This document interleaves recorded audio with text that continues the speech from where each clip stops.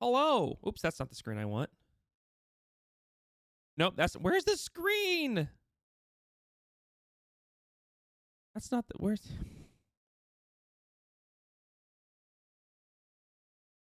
Did I delete the scene? I guess I deleted this. I think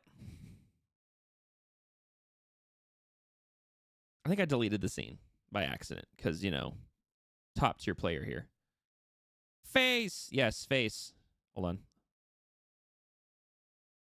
Stop breaking things. I know, right? I break all the things. There we go. Fix the webcam there, so now it's a little bit smoother. And my webcam is... There we go. Hold on. Starting, ending, BRB, intermission.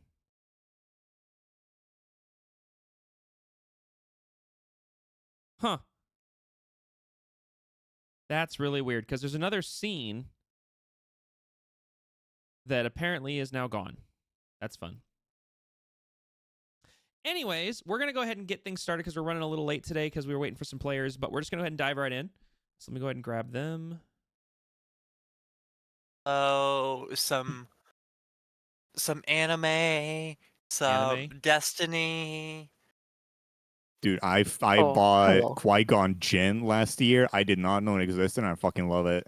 Okay, I will say the two that I have that are my, I guess want to say my proudest ones for getting are Darth Raven and Jedi Knight Raven. I was just about to say, hey, Neon, you're not streaming, but yeah, I have both of those too. That's what I meant. Yes, I am now streaming in Discord so y'all can hear music. So if you guys want to hop in and get the background tunes. Sorry, that was a little I don't hear music. On the music. Yep, on the music. I'm not hearing it. That's because right now it's stopped. There's no music. Oh. Oh. Okay. Oh, I know why. No, hold on. not. Nope, I know why. He's breaking. I'm listening on the wrong computer. Oh, now I hear music. Welcome to Whiterun. Hold on. Why is it not? There we go. I had to boost it from 50 to 75%. It's very quiet. Hold on. Oh, I hear it fine. Quiet for me. Hang on. Oh, I know why. I have to fix them. My gosh. This? The problem is I have to change all of my audio settings every time I stream. D&D, I mean, because I have it all set up for other things. So there we go. I forgive you. Thank you. That's better. Yeah, now I can go back to 50%. Wow, you're so easily forgiving, Jesse. Fan duel? Cause no, I'm not. Only because I don't want him to murder Talina. That's fair. He's like, oh, that's a fair statement. To be fair, Daxori's already almost died, so yeah, Dax got pretty close. We ball at this point. Vassal got to half health. Yeah, you guys got stab down some there. people. Okay, so let me make sure everything In-game. is working. In-game, Twitch. Don't ban me. Wait, I mean, Neon's the one who'd get banned if we say weird shit, but don't ban me. Yeah, please don't do that. Don't do that. Okay. First things first is I got to get the scene set up here because we're gonna be. Yeah, let's not get Neon banned. Please don't. But what if we do that? Let's not have him join the pool of large streamers that are being banned from Twitch. Ain't that the truth? He'd have to join the pool of large streamers on Twitch first.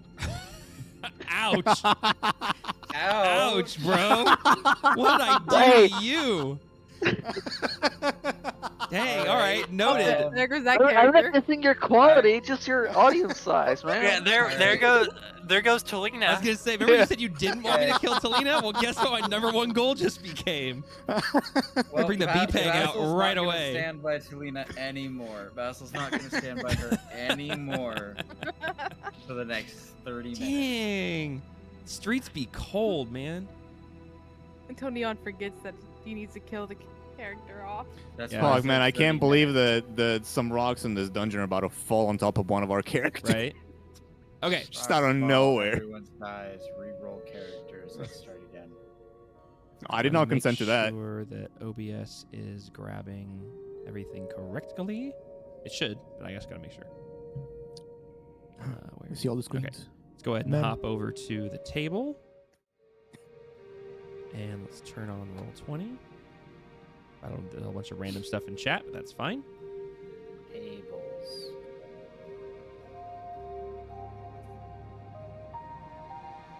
I'm suddenly running on like 50% brain power, so maybe I am actually a vassal today. Okay. Listen, 1 hour ago I was laughing like a witch uncontrollably. You're fine. So what we're gonna do? Yeah, I know. This is true. We were told you were losing your mind. Yeah, apparently. Apparently he was cackling like a witch or something like that. Okay, I'm gonna go ahead and drag you guys back over. So I'll do a recap and then I'll drag you back onto the table. So last we left off, our party. If everyone's ready, before I get into this, I want to make sure everybody's ready. Everyone has snacks, Yeah. bio breaks, everything. We're good. No, I'm gonna need 5 to 10 business days. Okay, well then I will mail you the synopsis. Okay, so the last we left off, our group had returned back to Cassivus's den and brought with them the prisoner from the guardhouse that they had, or from the encounter at the boat shack, they had grabbed from the guard shack. They had brought him back. They had interrogated him and questioned him for quite some time, along with Cassivus's help. Got the information that they could out of him, where they discovered that the employer, the boss of this sergeant of the Low Hood gang, is supposedly stationed out of a abandoned manor on the northwest side of the city of Duruun, on the cliff's edge overlooking the River Tyne. After this was revealed to them, Cassivus, speaking with the group, realized that there was a way that the group could reach that location with relative anonymity.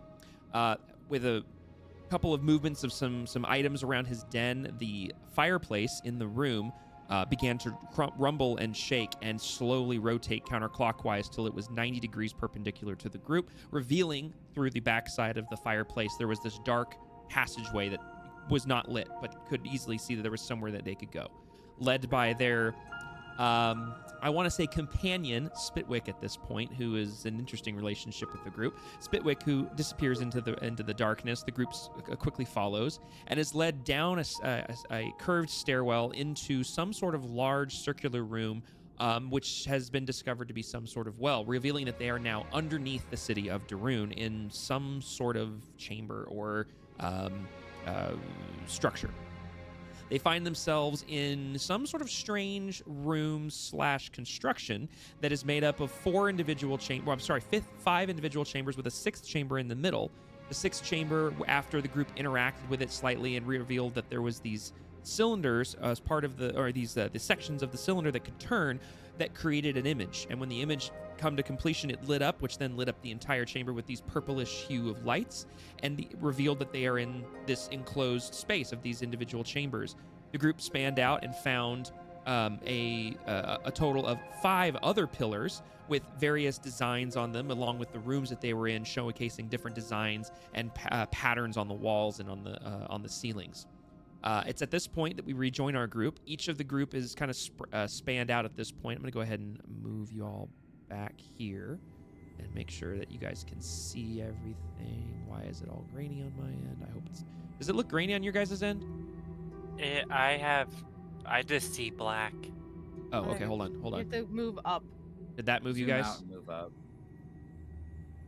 We are like at the bottom of the freaking I thought... thing. Wasn't there a way that I could move you guys? Tyrope, isn't there a way that if I hit something, it like... Yes, Alt ping or Shift ping, one of the two.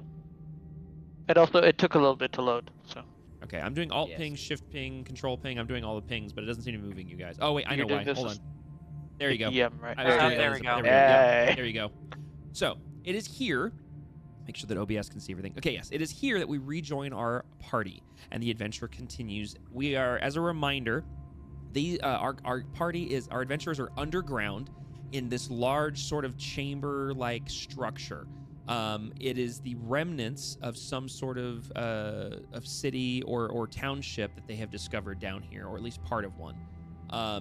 This center object here in the middle was where they started initially, and then after interacting with that, all those little purple dots are lights that are emitting a soft purplish glow, and each of the party has spanned out.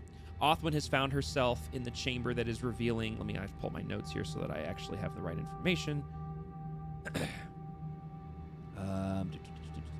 Othwin is currently in the chamber that is full of a bioluminescent...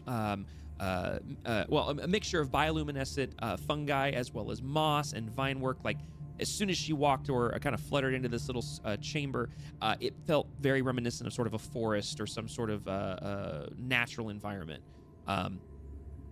Basil and Dax are in a chamber that is just filled with all sorts of etchings and designs indicative of musical notes and instrumentation and singing. Let's see. Alexander is in that bottom left chamber, where it has a domed ceiling and a spiral on the column that is basically swirling up from the ground to the ceiling, and the spiral goes from the ground into the ceiling and completely disappears and dissipates into these starry-like etchings and imagery that indicative of like stars or the nighttime sky. Grigor is in the bottom right-hand chamber. Obviously not bottom right-hand, but for the sake of purposes, bottom right-hand. I'm sorry. I had that backwards. Grigor is in the chamber that has like the nighttime sky and the spirals, everything. Alexander is in the bottom left chamber, which is has these gigantic, larger-than-life creatures that are skeletons that are gripping these large lever-like objects on either side of the pillar. And they're exactly opposite of each other, and the levers are all rust-covered. Making sure I get this right. And then at the very top, we have Talina, who's kind of off by herself at this point, along with Spitwick. And you guys are basically at the top of this chamber area, and where the part of the wall has been broken down, and there's some sort of like rubble-filled passageway that carries off into the darkness. And picking up where we left off, if I can recall correctly, you guys had all just been exploring at this point, kind of been fiddling with things. Othwin did discover that when she interacted with one of the fungi on the column that is covered in vines and moss and bioluminescence, it revealed this sort of sigil-like rune that appeared that sort of glowed. The mushrooms literally moved and formed a rune. However, once Basil and Othwin tried to do it again, to try to move some of those mushrooms and those fungi into another shape, they would kind of move and slide through the moss, but they wouldn't automatically form. They would let you manipulate them, but they wouldn't hold any sort of pattern, it seemed. Grigor, you had been interacting with the one that has covered in it's covered in spirals and disappears into the night sky. Hold on, let me pull my notes up real quick, make sure I don't screw this up again.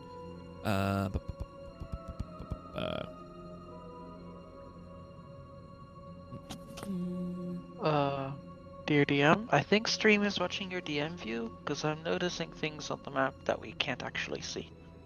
Specifically the top right-hand corner. Top right-hand corner, huh? Wait, what?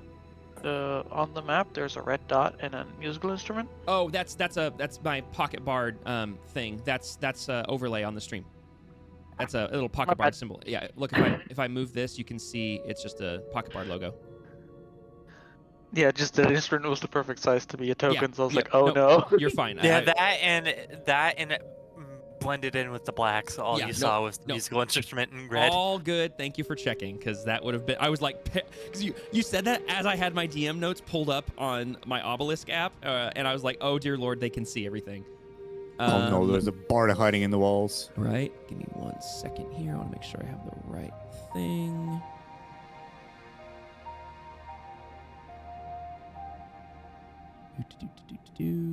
Oh, given that I have 120-foot dark vision and that hallway north only goes 50 feet, I'm saying north for the sake of our orientation, whether it's actual north, I don't know.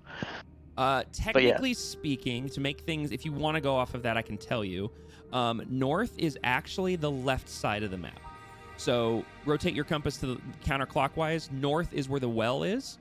And then east is where you and Spitwick are, Talina. South is where Othwin is. Grigor and Alexander are on the west side of the chamber, and so forth. Okay, fair enough. Yeah. So east then, I can see the end of that hallway because it's only 50 feet. Correct. So I know that that's not a continuing path. Correct. It looks like, and you'd know this because the visibility is pretty clear to you.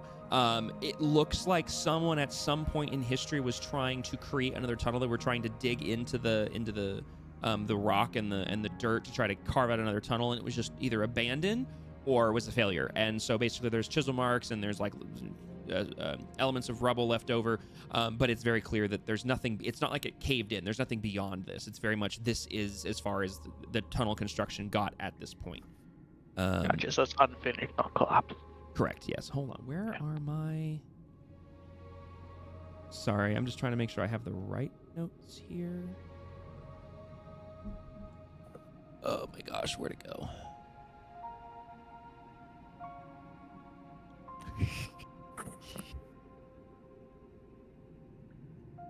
I literally pulled this all up to make sure it was here, and now I can't find what I'm looking for.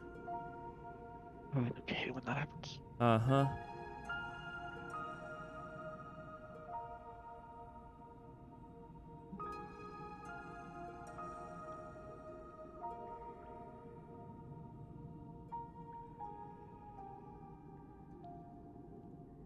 Oh, okay, here we go. Yes, okay.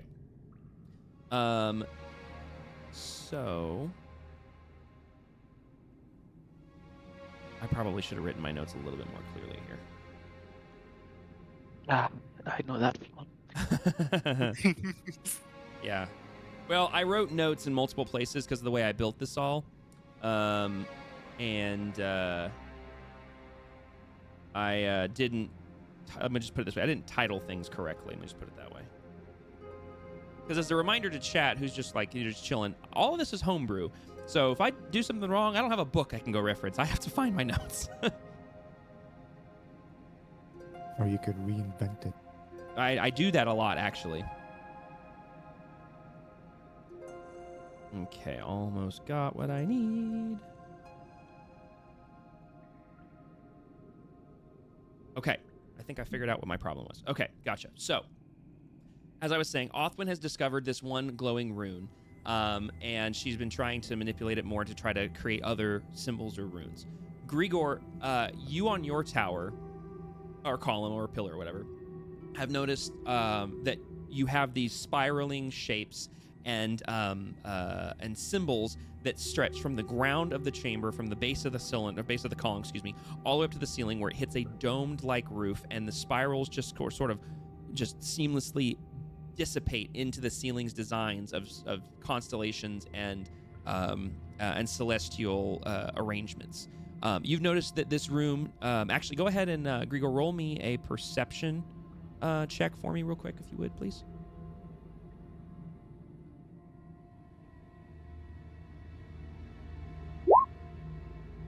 Ooh, very good. Okay. So, as I mentioned before, Grigor, you do notice that your pillar does have symbols on it as well. And you notice that these symbols don't match what you know of the constellations in the night sky. Like, you know enough about the night sky as any normal person would at this point of your age, but the runic symbols that are on these lines that then disappear into the night sky don't match. They kind of seem out of place. But you do notice that there are, there's 4 distinct lines that go from the base of the pillar all the way to the ceiling, and each one has a different distinct symbol on it. And then we'll jump over to Alexander real quick because you were messing with the pillar of the pillar in your room as well. You notice, as I said before, Alexander, you notice that in your room there are 2 large, giant-like beings, or deceased beings, skeletons, gripping these large, rusted over levers on either side of the pillar. Sorry,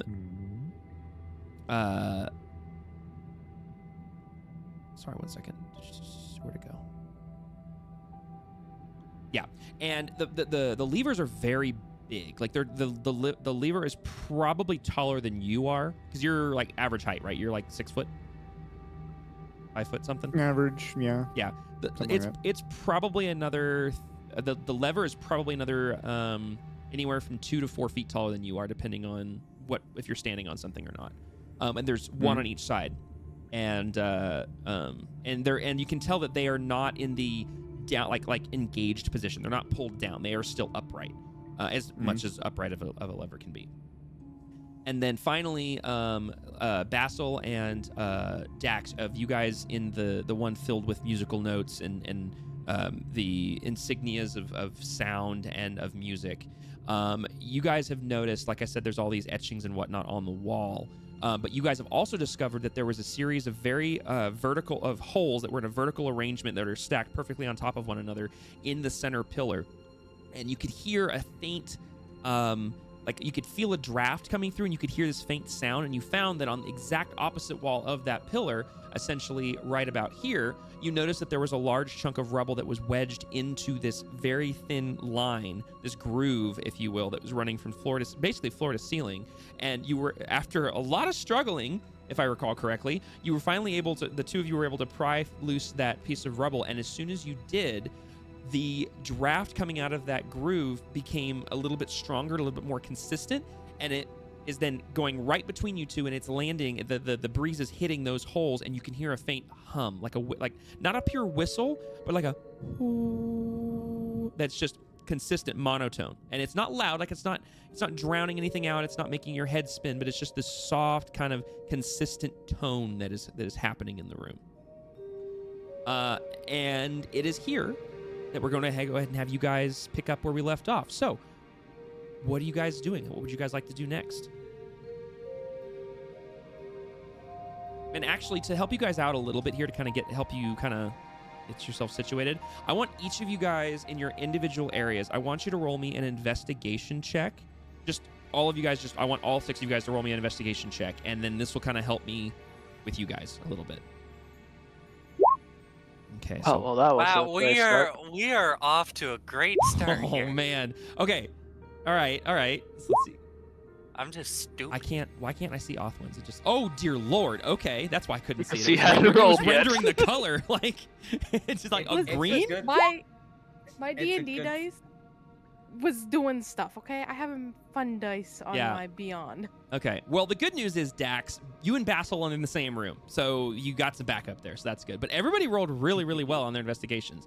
Okay, I'm going to start with Grigor, because you rolled first. So, Grigor, as you're investigating the room that you're in, and you notice, as based on your perception roll, that the runes something feels off about them. Like, they don't feel like they belong, but something feels faintly familiar at the same time. It's just kind of odd.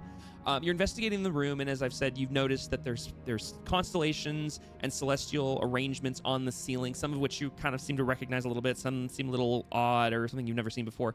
But you notice in the room that is now lit from the purple lanterns that you guys engaged earlier, that the wall over here, something seems odd about it.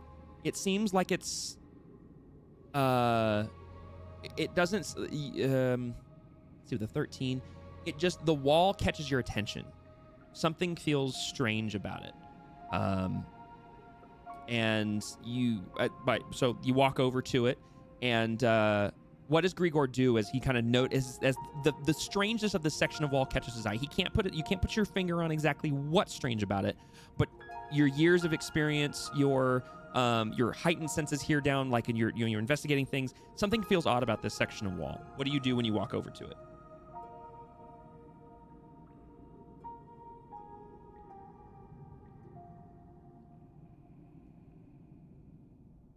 Are you muted, buddy?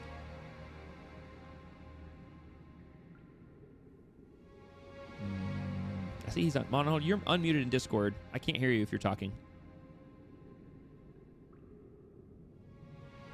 Excuse us, folks. Technical difficulties.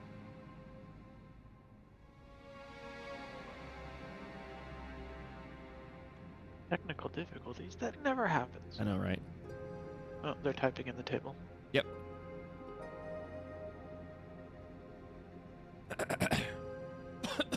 Excuse me.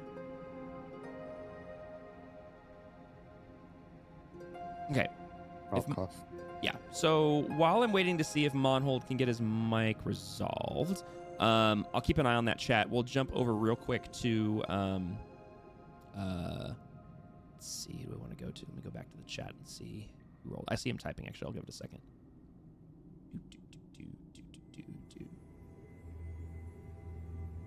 Oh no. You can go into your settings and check. If you go to your Discord settings and go to keybinds, you should just be able to see what your PTT is. No worries. Let me know when you figure it out, and we'll come back. So let's see who's next on this. So Basil and Dax, you guys were the next up in the investigation roll. Dax, you are so fascinated with this wall dispensing air in a consistent, streamlined fashion and making this hum that you are just so focused on this sort of whistle-like flute sound that is coming from this area.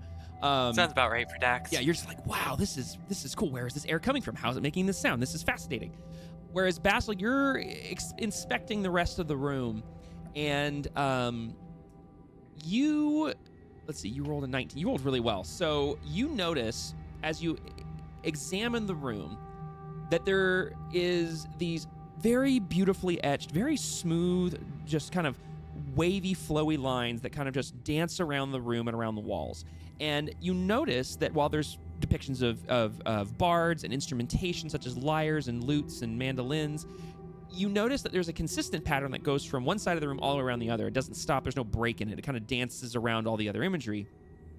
And you notice that it looks like what you might think sheet music would look like. That there's like a singular line of music that goes from one side to the other, and there's a series of lines, and the lines all follow each other. Like for lack of better description, what you see when you see sheet music, you see several lines that are running parallel to each other, and then throughout those lines there'll be symbols to indicate notes. And so whatever that would look like in this sort of fantasy realm, I'm not going to try to describe it because we're going to get stuck in the weeds, is the same sort of depiction, this singular piece of art that stretches around the room, and you just kind of go, oh, that looks like sheet music that I've seen before. And it indicates at various points throughout the lines that there are symbols scattered around them that you might assume probably mean some sort of note. And it goes, like I said, it pretty much goes from like this lantern here, and it goes all the way around the room clockwise to that lantern there. And it's the only piece of art that you're able to depict from the entire room that is unbroken. It goes from one side to the other, and there's nothing interrupting it. Okay. So,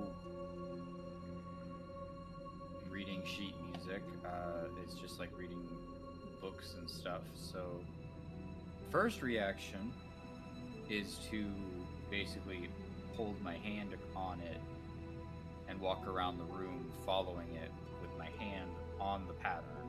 Okay. Seeing if it brushes anything off. I'm not instrumentally inclined, so first reaction.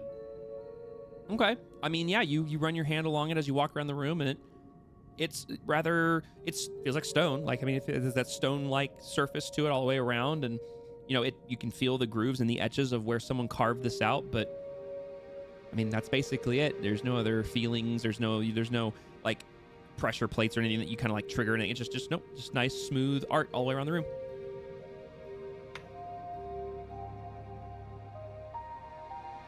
Basil will turn to Dax in her dumbfounded state. Would you go find Talena? Dax would look at you, but her attention's kind of on you, but it's mostly still on the sound. Just she's being Dax, and she's being curious / dumb at the same time, and she's gonna be like, yeah, sure, just give me a second. And she's gonna sit there, just continue to look at it, and then just slowly start walking away, still staring at it as she walks away, just down the hallway until she's out of sight of it. So she's like 100% enamored with this thing. Yeah, pretty much. That's funny. Oh, she's walking backwards towards me? No, she's not walking backwards. She's walking forward, but her head's turned back. Neck pain 101. Dax doesn't know what that is.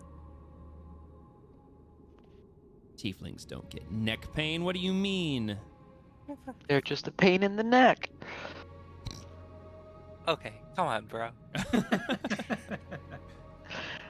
Sorry, I'm in one of those moods. Alright, so, yeah, she's just gonna walk down the hallway until she bumps into Spitwick. Spitwick turns and recoils slightly at seeing Dax once again, and just doesn't really say anything. Just kind of, you see his little tiny brow furrow a little bit behind his very big bushy gnome eyebrows, and just kind of looks up at her. Does he look up at her with like disgust, or is he just like a little No, scared? not disgust. The look of like, I'm watching you. Like, don't try anything funny, because like, I'm like, well, not doing anything funny. That look of I'm watching you out of both fear and distaste. Would she be able to tell that he's looking at her like that? I don't know. Is she looking at him? Like, is she looking down at him? When she bumps into him, she would look down at him. I mean, you cheat on his face. You see his brow furrow, and you see his little big bushy. I say little big. His fluffy eyebrows kind of like furrow a bit. Like I'm watching you. As she sees his eyebrows furrow and, kind of give that expression, she would kind of bend down so that her face is more in, almost the same height as his. And she would be like, right now I feel like punting something. So why don't you watch yourself before you get punted? And then she'd go talk with Talina. Real quick, roll me an intimidation check on Spitwick. Why? Why? That's with a +5. Excellent. Like, Yeah, no, that's a natural one because it's a red Can I number. just say, last session I got nat ones and all of I that remember. too. Yeah. If you want to roll some real dice and give me numbers, I'm fine with that. Like, Yeah, so Spitwick That's what just, I've been doing. you say this to Spitwick, and he just kind of like smirks a bit, and he sidesteps to let you walk to Talina without being in your way, so that he's not risking getting punted. But it seems he's not very scared of you as much as he may have been 30 seconds ago. She would know. She would kind of, as she walks over to Talina, she would kind of realize that that didn't work, and she has to think of something better next time. So once she approaches Talina, she would kind of, gently get her attention. Sorry, you need something? And Yeah. She like looks out from the dark hallway towards the tiefling. She would say, "Oh, yeah, we've got music over here. We don't know anything about it." What kind of music? And she would kind of just shrug, being like, I don't know.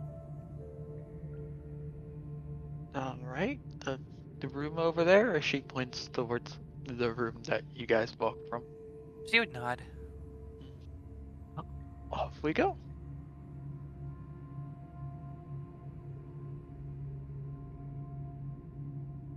It might help to actually select my tokens to drag on the map. There we go. That would help. Okay.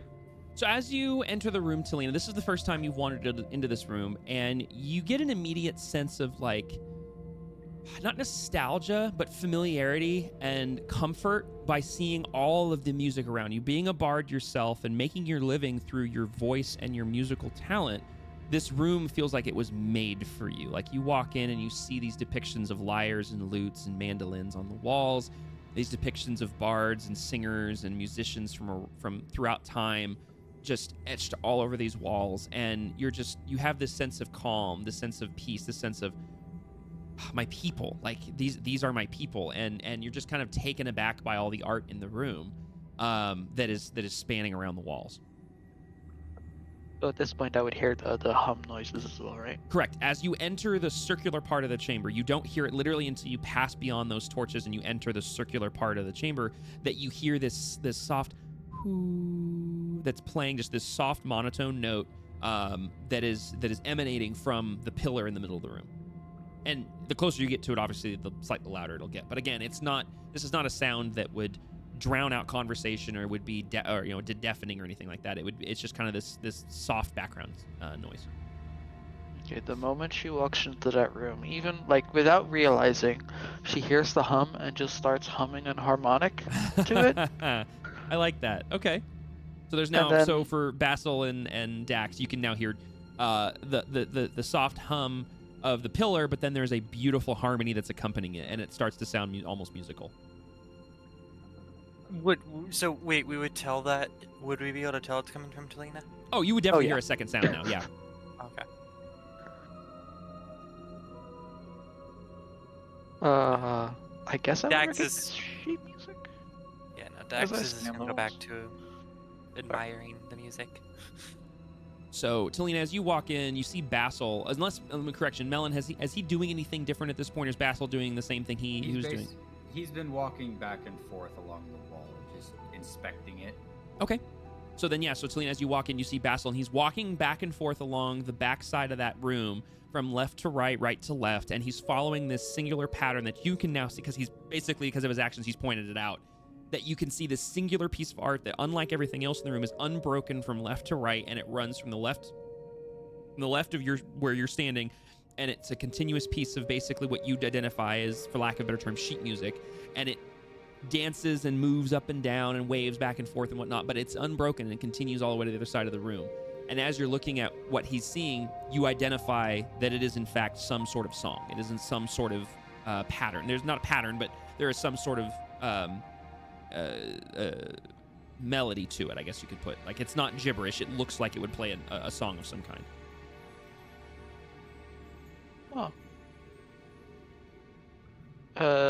Well, she keeps humming harmony to whatever the flute noise is.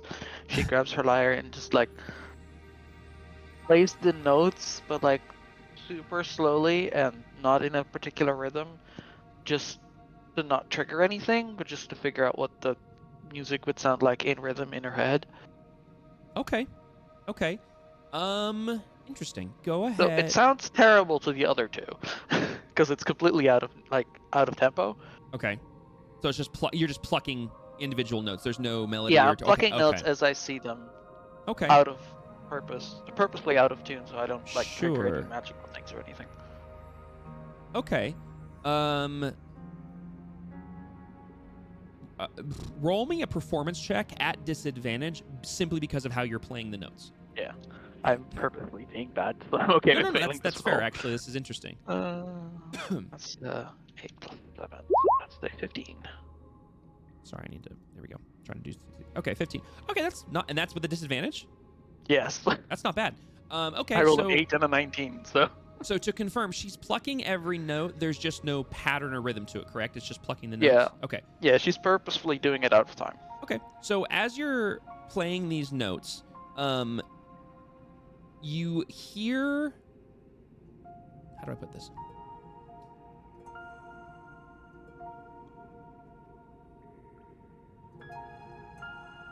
You hear the monotone note that's hitting the column. Your finely tuned ear for music, as you're just kind of sitting there plucking, you hear the sound coming from the pillar change ever so slightly for brief moments as you pluck some of the notes, almost as if the pillar is responding, like almost like it's something's happening. Like, it's very, very faint. It's almost imperceptible, especially to the other two, since they are not musically inclined. But it's almost like something was listening. Is the best way I can put that. Huh. This room's definitely doing a thing with my music, and that's why I played it so terribly. This is gonna do something when I play this, right? I'm not gonna do so until we're either ready to. That's a really big no. Sorry, I'm fixing. I'm actually giving you an actual Spitwick so that we don't have a random little. There we go. And at this point, he kind of followed you guys. Spitwick just becomes a giant. Who's punting now, bitch? Dax, it's time to get punted. Who cast a large creature? Yeah, right. Yeah. So yeah, okay. Was that I'm sorry. Was Ty? Was that a question for the DM, or was that Talina just kind of talking? No. Yeah, that's Talina speaking to the other two. I'm not playing this in tune until we as a group are ready for it, because it's going to do a thing, and I don't know what thing. So I want us to be ready for whatever the thing is. Also, while I was in the room over there, as she points towards the north? Question mark. Yep. There was a bunch of like shadowy and darkness light things. I don't think it's religious, but it had like that kind of vibe. Vassal just raises an eyebrow because he's like just curious by how she worded it. Dax isn't even paying attention. She's just staring at that wall, just listening to the music. Okay, you know what? I forgot, because Dax is so enamored by this mechanic, you would actually have heard the slight change in audio and in music, or in sound, I should say, when she was plucking those notes the same time she heard it, because you are so honed in, even though you're not musically inclined, you would have heard something and you would go, wait a minute, that sounded a little different, because you've just been staring at this, that you know what normal sounds like, so it was slightly off, and you're like, wait a minute. And she's gonna, so when she would hear the note change, since Dax hasn't really heard music before, she's gonna turn around and she's just like jumping up and down with excitement, being like, I just heard something. I love how Dax went from like badass last episode to she's like a kid in a candy store now. I love it. I'm so here for this. I thought Aspen was a little furball of chaos. What happened? She has a friend now. What do you mean? There's plenty of room for more chaos in this party. Ain't that the truth? Always room for chaos in any D&D party. Anyway. So yeah, so you see Dax respond to this. Talina then tells you to, like, okay, I'm not gonna do anything yet. So while you guys are having this encounter with the music over here, we're gonna pan back a bit, and we're gonna jump back over to Grigor. Monhole, I assume you did find your PTT button. Yep. Okay, fantastic. Okay, so earlier with that investigation check that you guys all had, you did notice, Grigor, that this wall over on this side of the room is different. Something about it is odd. And you walked over to it, and I was asking, what does Grigor do when he approaches this wall? What is it that you do? Gregor would start walking along the wall, tapping it with his hand. Okay. So as you're tapping the wall, and you start from right about here, and you start to... And then you kind of take a couple steps. When you reach to the point of about there, it goes... Tone changes. And you go back. And you realize that there is something behind this wall. You know that the tone in change indicates this is not a dense wall. It is obviously that it's thin enough that it is making a different tone because there is something empty behind it.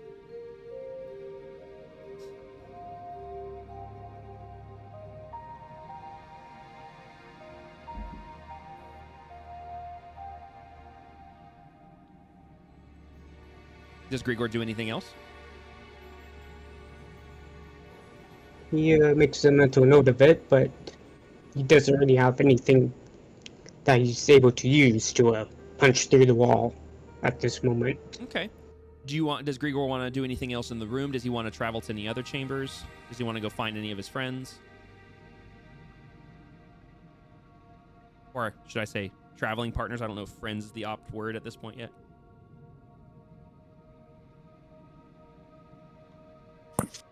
I have no friends. I travel alone. While she stares at the whistling wall. No, not really. He would still stay in that area. Okay. Sounds good. So then we're going to go ahead and move on. Let's see. Basil, we did you two. Okay. And then Talina, you just kind of wandered in there, so we're good. And with your investigation check, Talina, in the room that you were in, backtracking just a teeny bit before you came in here, we'd already discussed the tunnel that you had found, and it did appear as if because obviously looking on the on the map here, you can see that there's a little alcove right here, and all this rubble here, and basically you were recognizing some oddness in this tunnel. Like, it looked like there had been multiple attempts to branch out from this room and to try to dig their way out, because something you guys have discovered is there's no other exits from this chamber. So clearly, like, if people got stuck down here for whatever reason, they're going to try to get out, or something to that effect, or people are going to try to go somewhere from here and dig further. And so you kind of went, looks like people have tried to basically dig around here, and you got an investigation of 20. So I will say that basically this wall right here was proving intriguing. It looked like there had been some multiple attempts to dig right there, and then that's when Dax came in and got you, and you wandered to the other room to go inspect. So after we get through everybody's investigation, if you want to move on, we can pick up kind of that point, and I'll elaborate further. Yeah, that's definitely a back of the mind thought for Talina Sure. at this point. Yeah. Othwin, you rolled a 21, which is freaking nuts. You rolled a nat 20. So as you're playing with these little mushrooms and fungi on this spongy, moss-covered wall, you've discovered the first rune by sheer accident. But you notice, as you look at the rune further, that it's glowing because of the fungi making a pattern. But the fungi, as you kind of flutter back a little bit, because of the color and the shape, they almost look like stars that are arranged in the shape of this symbol. And they they glow and they kind of give off that bioluminescent color, but they kind of remind you of some sort of star or celestial thing. And you notice that the position that it's sitting on the column, that there looks to be enough empty space above it, in a straight line, or in not a straight line, but like an arced line. Like, so basically, like if you were to have one in a position, and then you were to kind of go up and to the left, you'd have another, and then up and to the left. And so basically, it looks like there's this sort of empty section in the moss that doesn't have vines or anything else impeding it, that there'd be enough space for 4 of these runes to fill in that space. If you were to start manipulating fungi, that would go kind of in those spots, is what you're able to deduce just by looking at it based on how long you've been sitting here manipulating these fungi.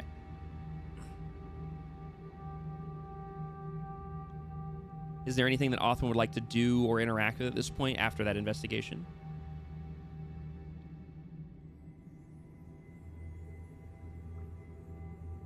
See, they're starting to look like stars. The way they're placed almost. The fungi that make up the rune that kind of formed itself to you, as you kind of back up, go, huh, that looks like those look like little stars that are like twinkling and making this shape.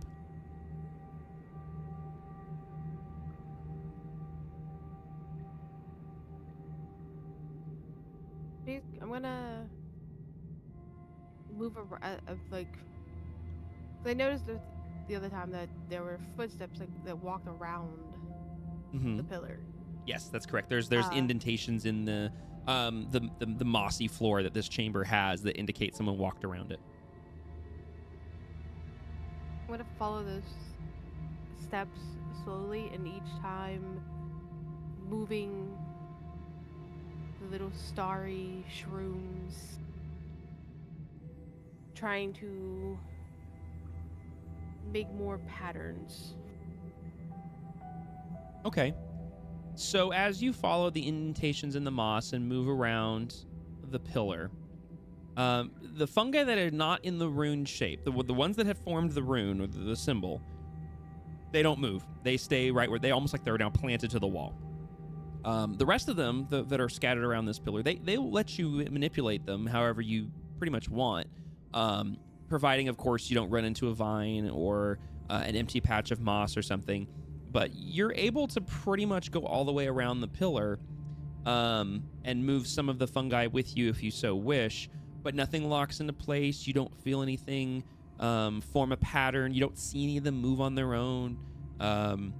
They just kind of follow your command, so to speak, but they don't really do much more beyond that as you round the pillar. However, as you round the pillar, you notice that the spiral-like shape that I was kind of describing before of, like, where those empty spaces would be, if you turn around and walk the other way, you notice that, oh, okay, if I was to walk this way and manipulate them this way, it would fill in this section of moss that pretty much feels to me like this is where they need to go, moving from, like, they basically would be from, like, lower right to upper left is essentially the shape, if you can envision that in your head, that kind of both go up and left and kind of around the pillar, and the symbols being about, I'd say, 6 inches to 8 inches in size.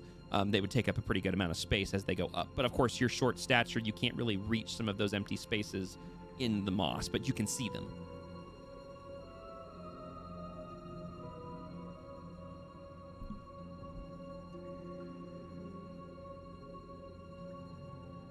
Look around real quick to see if there's anything I can use to stand on. Normally I'd say roll me like a perception investigation, but in this particular room, there's nothing really that would be something you could stand on. It's mostly just a mossy floor, like a patchwork of moss and stone. and then the pillar in the middle, and then you have the 3 torches on the walls, and then the light that's illuminating from the other room. Speaking of which, I need to fix this. But beyond that, there's nothing else in this particular room.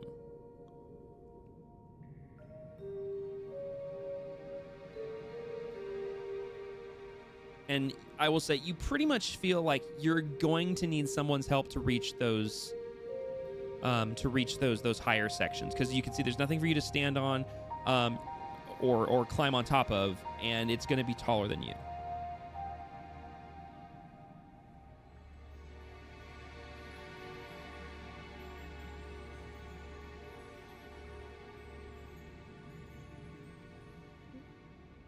Well, with the knowledge and the clear sight that I am not reaching anything above my head like that, I'm gonna...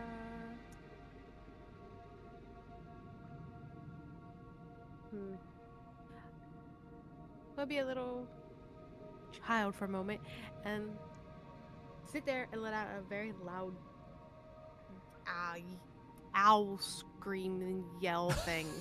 Okay, so to clarify, Othwin's going, I need help. If I scream, help will come. That's the vibe? Yes. Okay. So describe for me, well, you just it's gonna at least like an owl screech. Yeah, that'd be the best way to describe it. And is this as loud as she can do, or is she being... Yes. Oh, okay. Nope, she's not being quiet. Okay. She doesn't know where her people went. Okay. I will say this. I'm going to have everybody roll me a perception check, but I want Basil, Talina, and Dax to roll at disadvantage because you guys are distracted by something audible. And Alexander at disadvantage because of your distance. But Grigor, you just roll normal because you don't have anything impeding your auditory perception. And which one was this again? Perception, please. Why can't I find my perception? Can I roll both at the same time, or? Yeah, you can. I think you can roll. I think there's a way to do that in the character sheet where you can just select disadvantage, I believe. Is there? I think so. Hold on a second. Where's my... In Beyond, I don't know. In Roll20, I know. I just rolled twice. Yeah, no, I mean, I did the same. Yeah, just roll twice. I thought there was a way to do that, but maybe you can't do it in D&D Beyond. So, okay. So Alexander got an 11, Dax got a 7, Grigor got a 2. Well, no, Grigor, you're just rolling a regular roll. You're not rolling it advantage or disadvantage, so you can just do a straight roll. Basil rolled an 11. I rolled a 3. Oh, you rolled a 3? Okay. A natural 1 + 2. Okay, so Grigor, you can either keep the 3, or if you want, I will let you re-roll it. It double rolled for you? Wait. I wonder, do you have a... Sometimes it does that. Well, if you have a... Sometimes if you have things enabled with your character, it'll automatically do certain rolls for you. So I'm wondering if Grigor has something going on with his perception. Always a possibility. Yeah, that's fine. We'll just go ahead and say that you've got the 3, which is weird. Why it double rolled for you. Okay, it's funny to me that Grigor, who's closest and isn't audibly distracted, isn't hearing the screech in these echoey chambers, or is hearing it but is not. So that's basically what this is Grigor, you hear this screech echo through the halls, but you're not sure what or where it's coming, like what it is or where it's coming from. You just hear it, you draw your sword, and you're looking around the room, and you're like, what is that? What is that? But you don't really know where it is or where it's coming from. Dax with a 7, and Basil with an 11, and Talina with a 3. Talina, you're very distracted by the audible, so you hear it and you almost tone it out. Like you're almost so focused on what you're doing that you hear it and it doesn't really register. Dax, you hear it and you go, wait a minute, what? That sounds like what is that? Like you hear it and you can tell it's coming from this direction, but you've never heard that sound. You don't really know what it is. Basil, you hear it and you go, oh, sounds like Burb might need help. and you just kind of know that it's coming from the general direction. But you also know where Othwin is because you left her there. Alexander, you rolled an 11. You hear the screech and you know what direction it's coming from, but you're not sure what it is. You just know that it's coming from this side of. It's coming from basically where you left your friends. And I just hear that. I don't like. I mean, I know, but like, would Alex hear any like commotion or anything else happen, or no? Literally just that. If you heard, you would hear an echo down the hall because your chamber is connected to Grigor's by this tunnel. You would hear him shuffling around and like you'd hear sounds of you'd hear his sword unsheath and you hear all that sort of stuff. Would Spitwick hear him? Spitwick would hear it and he'd be kind of looking up at the ceiling. I was like, what was that? Actually, let me roll him a perception. Let's see what he would actually do. Where's his stat sheet? 1 second. Where is my NPCs? Wait, seriously, where is my NPCs? Now he's losing things. Oh, there it is. On top of breaking it. Shush. Rude. Remind me again what a perception check is. It's what is that? That's is that intelligence? Wisdom. Thank you. Excuse me. Oh, he's actually got pretty decent wisdom. Oh my gosh, he rolled a nat 20. That's bullcrap. Spitwick's not that smart. Spitwick's very attentive, apparently. So he hears this and goes, "Oh, sounds like the bird needs help," and he scurries off, and he scurries off towards the burb.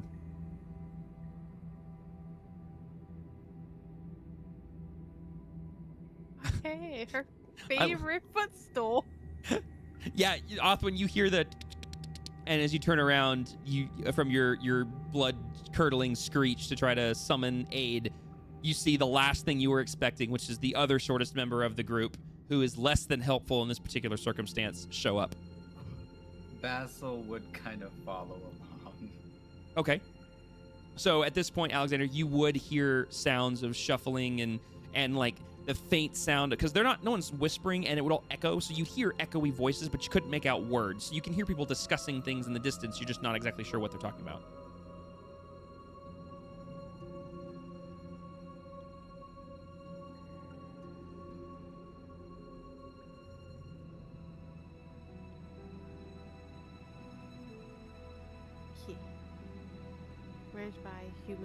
Where's my little footstool?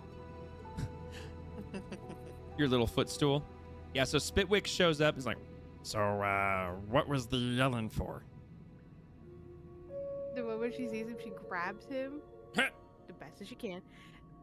She kind of like pulls him to where she's currently standing in front of it, where she can't reach. And she gets on top of it, climbing on top of it. And as your talons and claws from your burb feet scurry their way up his back, shoulders, into his arms and back up to his shoulders, he just is kind of doing that wobble again like before, where he's trying to not have you fall off, but he's also like, what are you doing? Ow, ow, what are you doing? In a perfect fashion, she's going to try to get him closer to the wall. Okay, so he kind of responds to your movement, so to speak. With the help of being on top of, our lovely little footstool, can I reach anything else? You can reach that some of that empty space. There's still about let me think. There's, I'd say that of this section of moss, you're able to deduce that there's essentially 4 empty spaces where the fungi could go. One already have 4 more. I mean, so a total of 5. So you have one that you were able to reach, and then you have one that you were able to reach a little bit from the ground by yourself. There's one you're very easily able to reach now from the back of Spitwick, and there's one you can kind of reach if you really stretch, but you definitely can't reach the tallest one. You would need a normal human-sized creature to get up to that top one. Because remember, you're standing on Spitwick, who is not very tall. He's about your height. He will work until a taller person comes through. Okay. gonna rearrange what I can reach to form a something.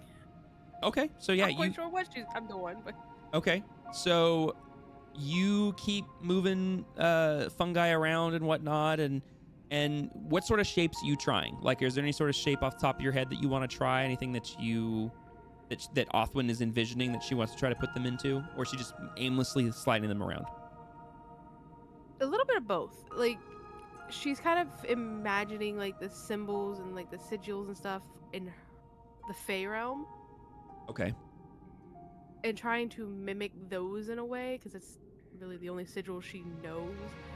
So she knows like the rune below is it got form of a sigil for her in her head. Yeah, it's some sort of So written she's language. like, I'm gonna Yeah. try to. She's like, I'm gonna try to do that, but in a different form to see if it does something. Okay. Well, if she's going based off of, you said, like the Fey realm, like symbols that she would see there. Yes. Yeah, she would try as many Fey symbols as she could think of, and none of them are sticking. None of them seem to be holding or locking or doing that movement you saw with the first one where it auto joins into a shape and locks itself there.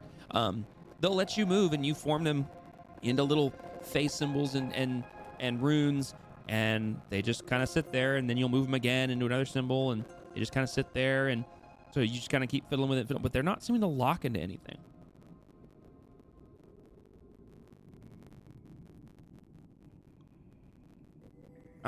As you're doing this, Othwin, Spitwick, of course, doesn't know what's going on, and he just sighs and gives in to the burb at this point. Basil, as you followed Spitwick, and you're standing in the hallway in front of this moss-covered pillar where you see Othwin feverishly moving these glowing fungi around into these various shapes and symbols that you yourself have never seen, you'd notice that from where you're standing, do me a favor. I want you to roll me a perception check. I just want a fun fact. Okay. Basil does understand Sylvan. Sylvan? Is that the language runic that she's trying? No, it's not. No. Okay. I just But good looking out. I didn't know if that was the language. I thought someone mentioned it. Did I? I don't think I did. Bill, you mentioned the language of the Fae, which I believe is similar, but not quite the same as Sylvan. But Okay. I'm gonna double check. That was her, yeah. Oh, you were correct. Sylvan is the language of the Fae. Yep. So, yeah. So you would recognize the symbols that she's forming them into. Go, oh, I know what that is, but it won't hold or anything, and so then she just kind of gives up and moves on.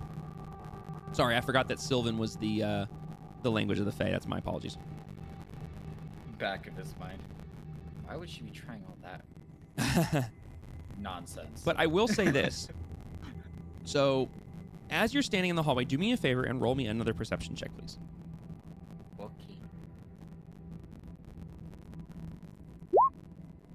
Okay. Not bad. So as you're standing there and you see what she's doing, out of the corner of your eye, you see movement in the hall to your right, which is where Grigor is down here.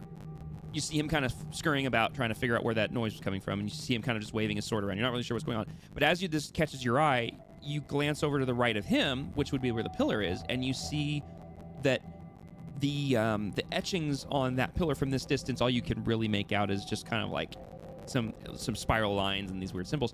But you notice that the symbol that is facing you on this pillar is an exact match for the symbol that is glowing in bioluminescent fungi on the pillar in front of Othwin.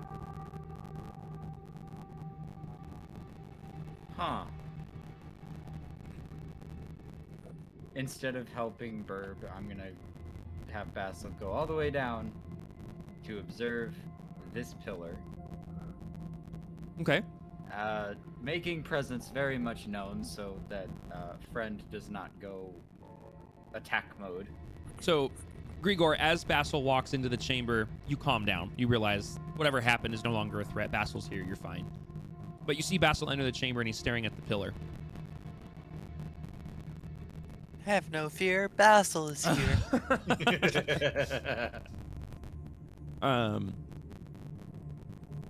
Yeah, so, I mean, would Grigor react in any way? Would he do anything to Basil entering the chamber?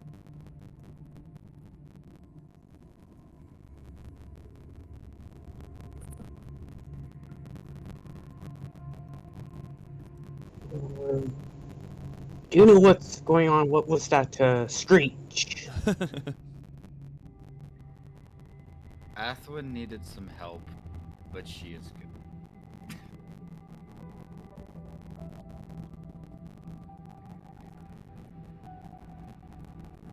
Vassal's gonna look over his shoulder back to the room he just came from, so that being there, Mm-hmm.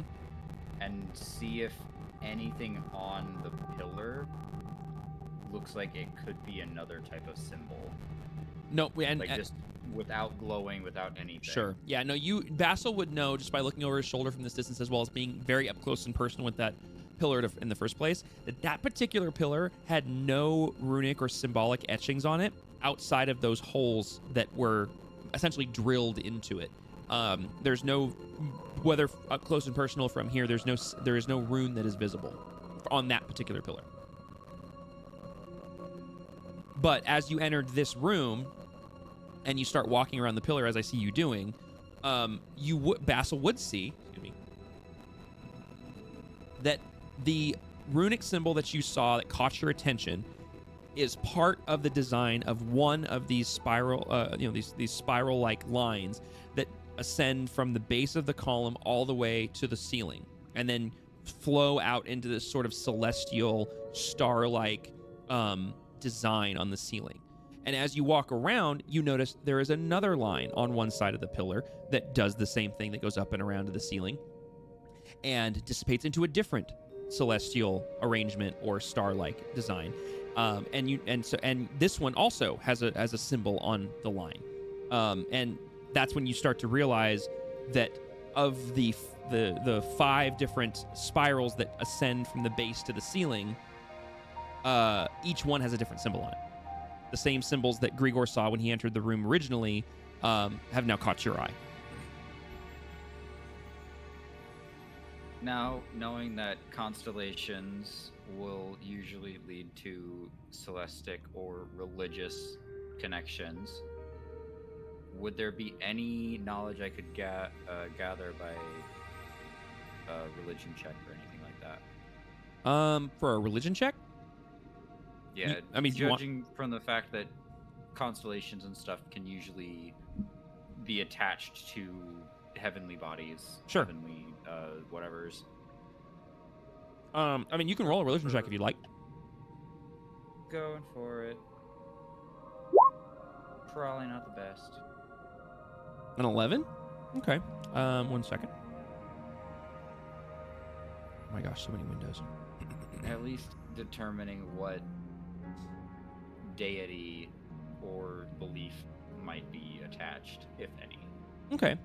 So when you look up at the top of the ceiling with the different celestial patterns on the ceiling, you recognize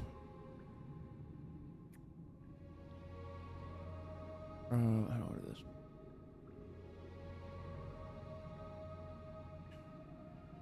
This is a religion check. So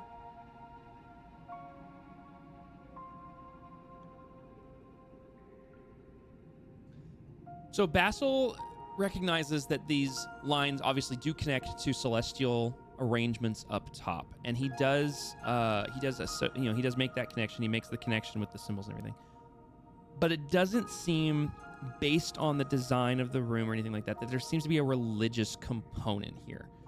This feels less religious and more, what's the word? Star map.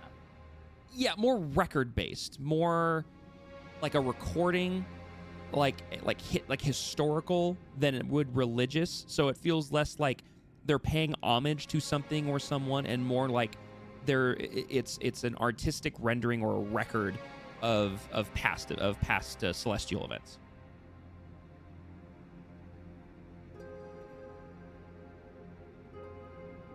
Well, he ain't no history buff, so that's out of the question. Do either Grigor or Basil want to interact with the pillar at all anymore, or do anything else in the room? Would Basil be able to almost look at the location of either like all the other symbols on there, and potentially through memory go back to the fungi covered one and assist? Yeah, of course. Yeah, he could. What you could do is, I'll say this: you can take some time to study the layout of the pillar, and Grigor, you can assist him if you'd like. If Basil wishes to convey this information or something, you guys can take some time to study this pillar, and I will jump off to another character for a bit, and then we'll come back, and you guys can go assist Othwin and try to, from memory, do something with that. If Grigor would listen to Basil's kind of gibberishal little spiel about symbols and constellations and sounding like a crazy person, sure. Would Grigor do that, Monhold? Would Grigor listen to Basil's ramblings for a bit and help him study this pillar? Sure, he would humor Basil. He would humor him. I like that. Okay. All right. So in that case, we're gonna, let's see. We're a little behind the curve here, but the last investigation I've got that wasn't already in doing something is Alexander. So Alexander, we're back to you in that lower corner chamber. Are you just? Oh, good. You're here. I'm literally just back. I was just gonna ask if you were back. Perfect. Well, technically I'm Jesse, but yeah, I'm here. Whatever. So in that bottom left-hand corner, are you still in that chamber? I see that you're outside of it a bit. Did you start wandering over towards the screech, or did you stay in that chamber? Because we didn't get to your investigation. Kind of just started earlier. wandering, kind of back and forth. Okay. But I didn't like leave it. Okay.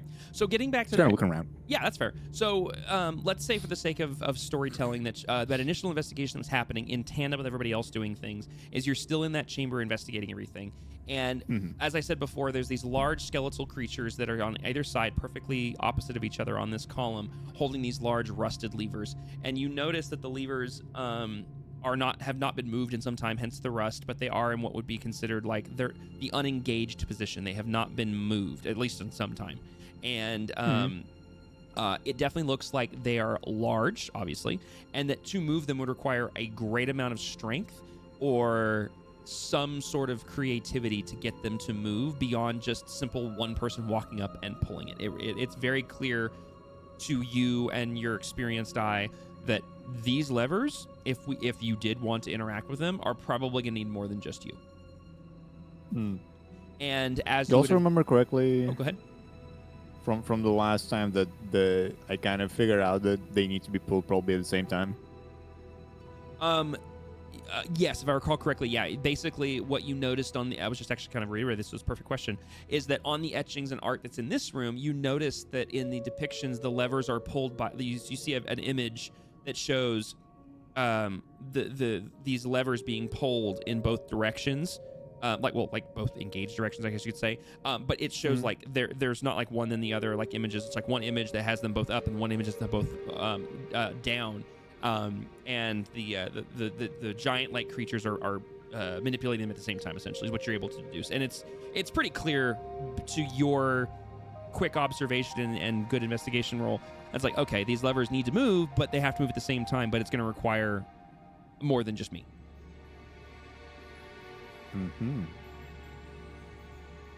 Yeah, admittedly, that was kind of an easy one. Yeah. Is there anything else that Alexander would like to do down in this lower room? Not really. I think kind of looking at all that, he was just going, all right, and start kind of exploring further. Okay. Yeah, it's not something that he would shout at like, oh, come over here. It's like he's probably gonna mention it later. We'll find out. Okay. But yeah, he's just going because I came through the bottom corridor next to the destroyed wall or whatever that is. And so he just keeps going forward, you know. Okay, so can you go ahead and move him to tell me where you'd go? He's just going around, so I guess he's going to the top chamber. Okay.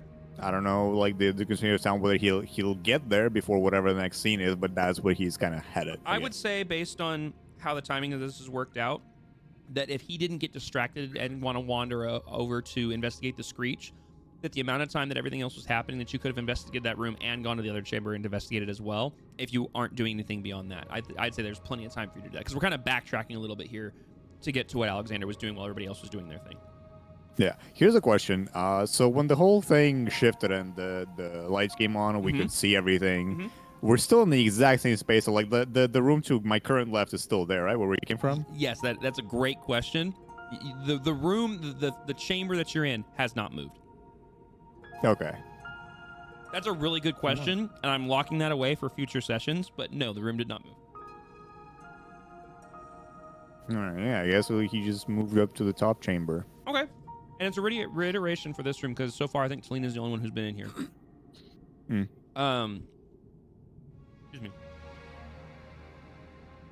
This top left room... Sorry, I have something stuck in my throat.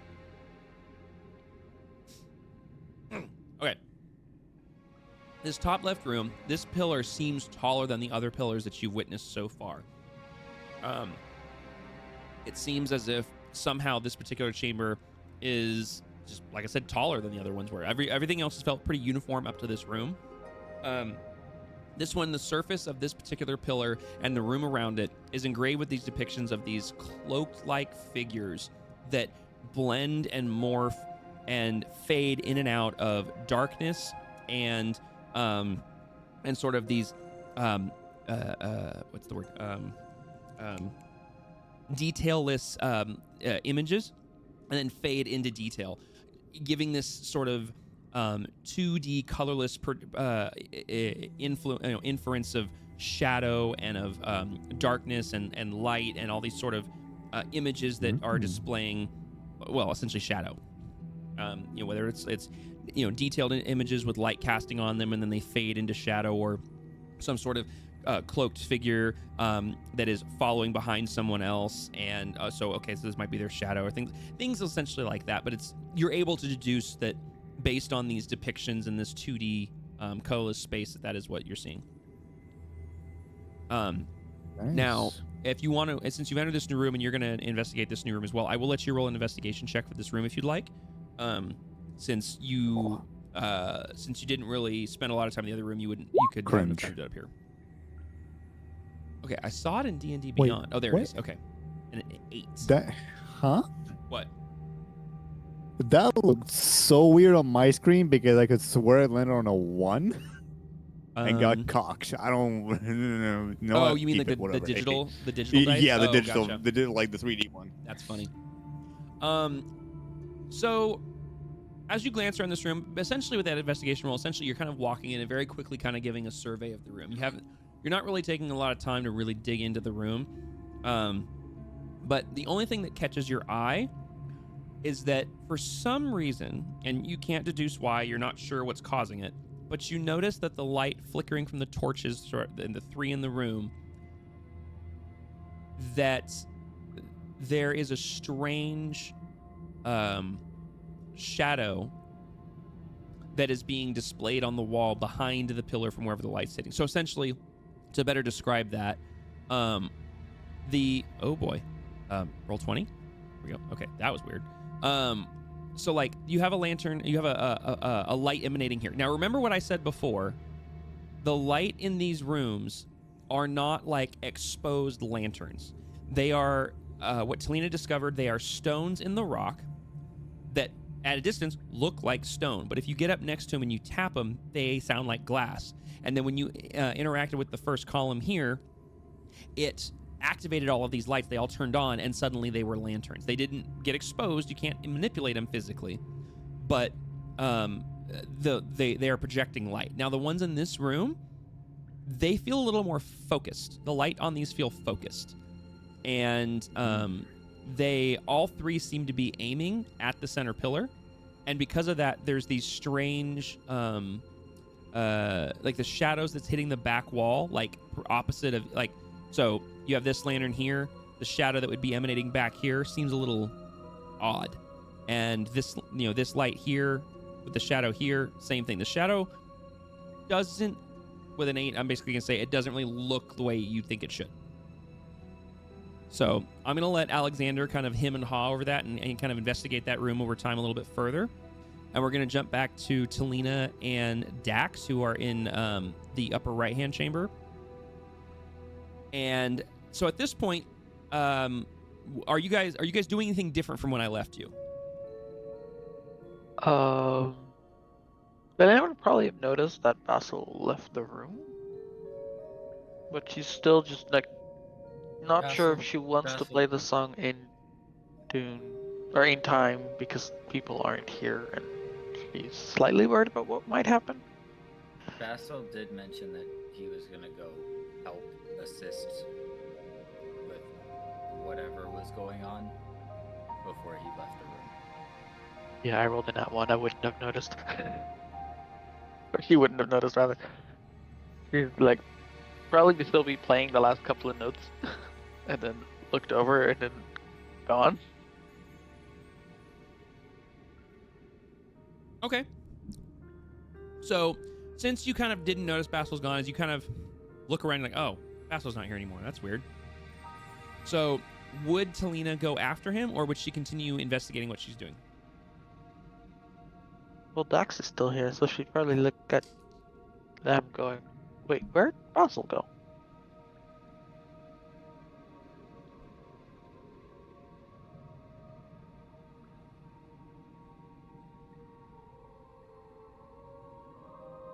That last part was said out loud. Yeah, I was say, is Dax still here?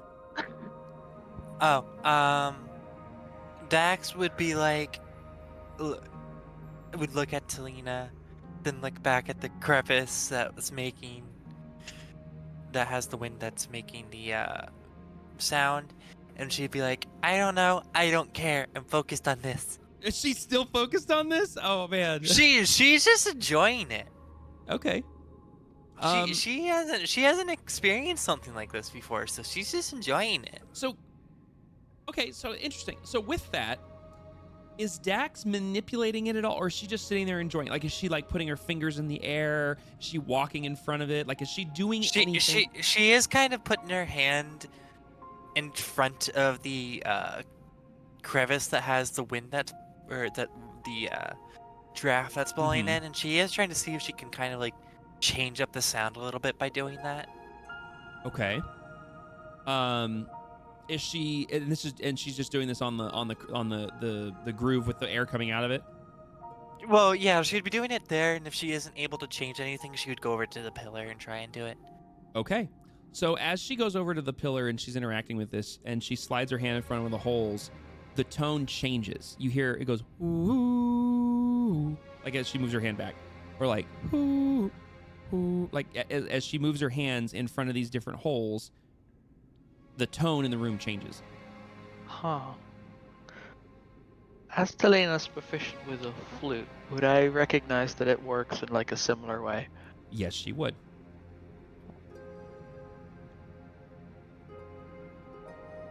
Curious. That almost sounds like you're playing a flute. Dax would look over at Tina and kind of curious like, and then would kind of put her hand over a different hole to see if it made a different sound. It would. Okay. And She'd if she look were to back at go ahead. I was gonna say, if she were to put her two hands, like one hand over a different hole and one hand over a different hole, the sound would change again. Okay. So she would do that, and then she would look back at Talina being like, should I be doing this?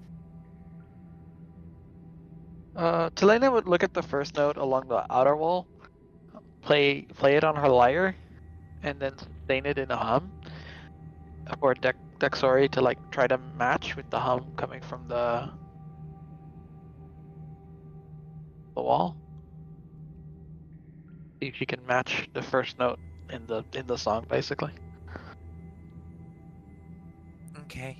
So Dax would go back over to the pillar and kind of start placing her hands over different holes until she kind of gets a sound that she thinks is similar to the beginning of the song. Okay, so in order for you to do that, because Dax is not musically inclined, but you're being aided by a bard who knows this stuff, I want you to roll me a What's the action? What am I thinking of? Probably performance, because it's kind of a musical performance. That's what I was thinking was performance, but I was trying to think. Okay, you can either roll me a performance check, or you can roll me a. Part of me wants to say sleight of hand because you're manipulating your hands, but I don't feel like that's 100% right. I mean, that is based off dexterity, which kind of makes sense. Yeah, you know what? Yeah, so you can either roll me a sleight of hand or you can roll me a performance. It's up to you. And this will be for Dax, but I'm going to give you advantage because you're being aided by a bard.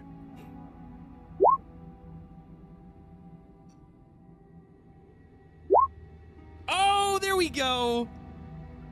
Nice. Finally. Okay, so yeah, Talina plucks a chord on her lyre, mimicking the note on the wall. Dax, you go, okay, and you hear the note in your head, and she keeps plucking it so that you keep hearing the note, so you can keep hearing it, and you move your hands around, and very quickly you mimic the sound, and you hold your hands, and the note that's emanating from the lyre is the same note that's emanating now from the pillar, and you let it go for a second, and you sit there and you wait, and Talina, you'd look over at the note on the wall, and all of a sudden, the note is now on fire. Like just a nice little like ember goes on the wall, and it's lit up, it's glowing, and it's just this little flicker of a flame. It's not a full on fire, just it ignites. Did it light up or like show any kind of like diminished form of what just happened when I just played it on the lyre initially? Mm-mm. So the wall didn't react at all. Okay. No, the wall did not react to you playing the lyre, but you did hear like you heard that faint little like noise inside the pillar, like something had heard the noise. Essentially, the way that you can deduce it is, the pillar heard me, but the wall didn't. Is the best way that your brain can wrap it around. Gotcha. Felix at Dex, sorry. Shall we try the next one?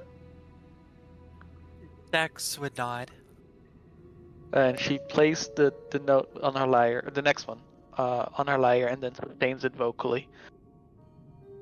All right. And Dax again would try and mimic it on the pillar. So here's what we're gonna do, because otherwise we're gonna be here all night in this one room. So what we're gonna do is I'm gonna have you roll.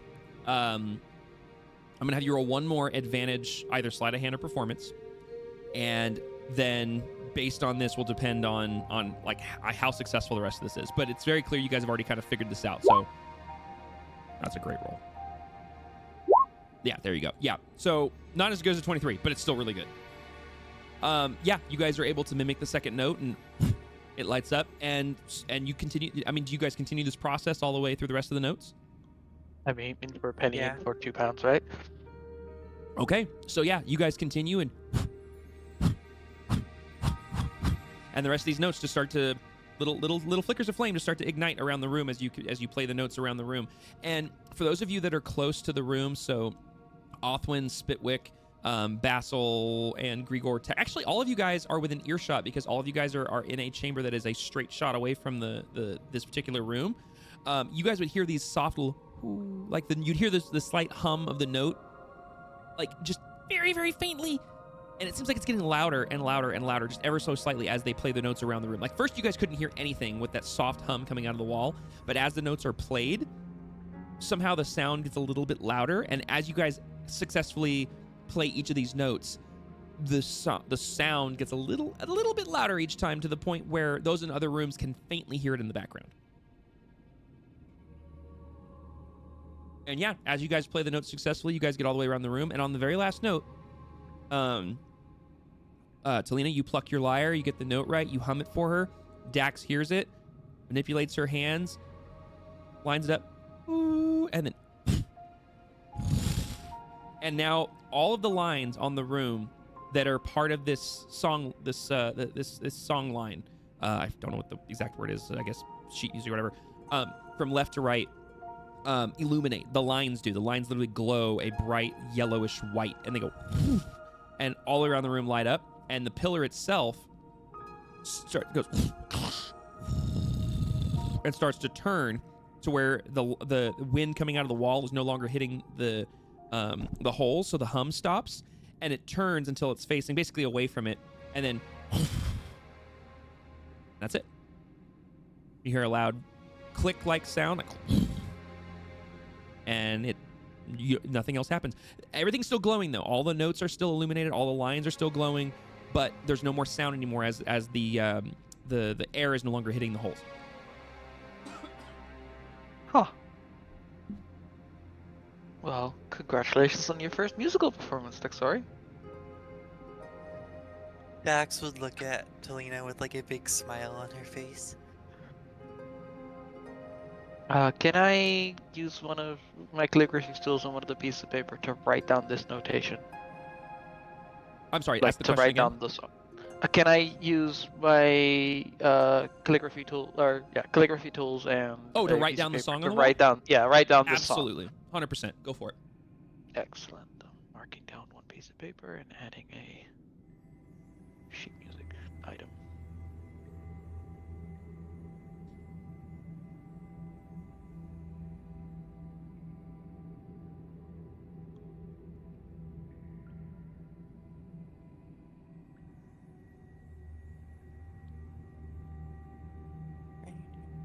Okay, so sorry, I was doing something. Okay, so you guys have done that. Great, congratulations. So while Catalina is etching down on her with her calligraphy tools, the details around this song lyric that she can, or this song line that she can see going around the room, we're gonna jump back over to the rest of the group.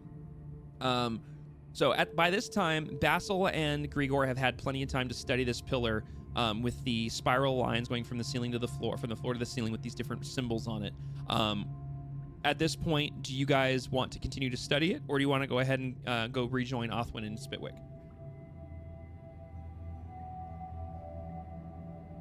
I would think Basil would get a pretty confident feeling of the symbol placement and just try to enact his theory of, oh, symbol here, runic symbol thingy. Maybe I can make it all match up on the fungus one. So we're going to move over to the other pillar again. Okay. So yeah, so you've studied this pillar with all these symbols on it. Grigor, are you going to follow Basil, or are you going to continue to study it? Grigor would follow Basil. Okay. So Basil and Grigor, they rejoin Othwin and Spitwick in the other pillar room with the moss and everything.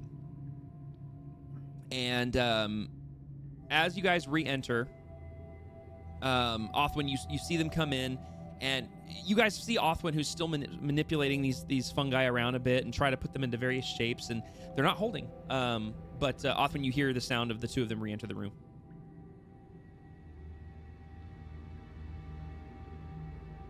Baby bud needs help. Your baby bub needs help.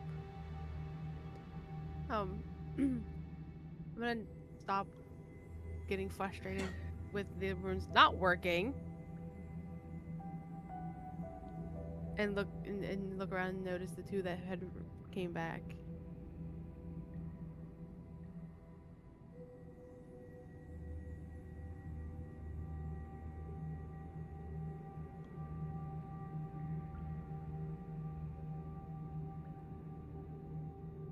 So yeah, Basil and Grigor, you guys have re-entered the room. Othwin's noticed you. Okay. Anything that you guys want to do?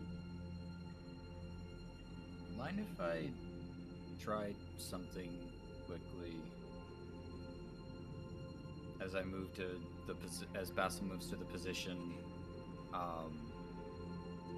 like the first symbol you can think of, and starts to try and manipulate some of the glowing fungus along the wall.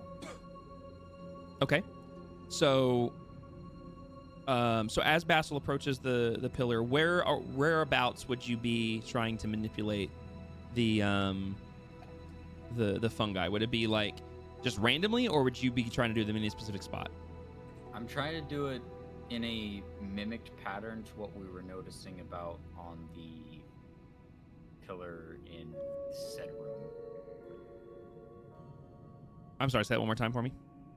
There's the pillar that in the constellation room. Mm-hmm. How the runic symbol you said was matching, somewhat. Yes. Yeah. I was trying to mimic the patterns on that Yeah. pillar. Yeah. I just mean like where on this pillar are you trying to? Are you just trying to do it anywhere, or are you trying to manipulate? Anywhere that like I would get a reaction on the pillar. Gotcha. Okay. So I'll say this. Excuse me. So Basil, as you're manipulating the fungi, like kind of right in front of you, you're just kind of grabbing them and maneuvering them around in front of you. Othwin, you see him doing this, and you recognize based on your copious amount of time interacting with the pillar at this point, despite numerous failed attempts, you realize he's in the wrong spot, and you would try to correct him. You'd be gesturing like, no, over here, like do it here. Okay. Sorry, I got it. very distracted. Yep. Can you repeat what you just said? You would notice that Basil's in the wrong spot. You've been fiddling with this long enough that you realize that he's manipulating the fungi in the wrong area. Okay, she is going to try to... I'm gonna say wave him down. I was gonna say throw something, but I don't think she has her stick. And she's not throwing her stick. Okay. Yeah, she's gonna try to wave you down and point to the where she wants you to try to move them. Got it. All right. Basil will move his attention to that point instead, and hope for any other reaction.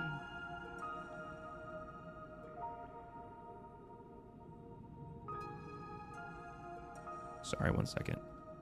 Actually, no, I'm just going to do this. I'm going to pause real quick because I know we're all distracted. Worm97, I appreciate you jumping in and joining the chat and watching D&D, especially with me being a new DM and some of us being new players. But none of us are mad, but we're respectfully asking that you please drop the topic and suggestion that you're pitching. The players who play those characters are not interested. I'm not pushing my players in any direction, nor will I ever do that outside of a story. So you're welcome to sit here and enjoy the story. You're welcome to sit here and listen in on us having fun playing D&D, but continuing to push an idea that the players involved have said, please stop, and me as a DM is respectfully asking you to please stop. It needs to be dropped, please. I'm gonna ask that nicely, and we're gonna move on. I'm sorry, guys. We can go ahead and pick up. Can you repeat what you were saying real quick, Dragon, before I had to take a break right there? I think it was Basil who was talking. I thought I'd heard you say like you were pointing him somewhere. I apologize. I thought when I heard what you. It's all right. So, Athlin was pointing Basil towards the area to actually try and work around and work at on the fungus pillar. So he had moved down towards the beginning portion that he was trying to. Gotcha. Okay, so you trying to do the symbols in that area. Gotcha. Okay, so as you've moved to moving the symbols to where Othwin has directed you to, and you start to mimic the different shapes, just trying the different symbols you had seen on the, I'd say your second attempt, you start to move the fungi around and they start to glow. And they lock into position, and they form the second shape of a rune, just like the other pillar. And it now is, and basically you have one that's like bottom left. I'm sorry, excuse me, like bottom right, and then you have another one that's upper left next to it, and it is now locked into a symbol. Well, all right then. Basil will continue going about crafting the symbols and the pattern as he had attempted to memorize on the last pillar, and just kind of over time try and work his way into matching it to see if anything else happens within the room. Nothing else has happened in the room since you've done that. It's locked into position, but nothing else has changed around it.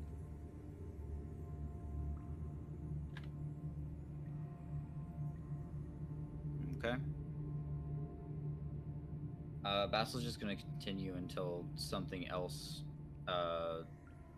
forces him away, or he completes the symbols and the pattern that he knows.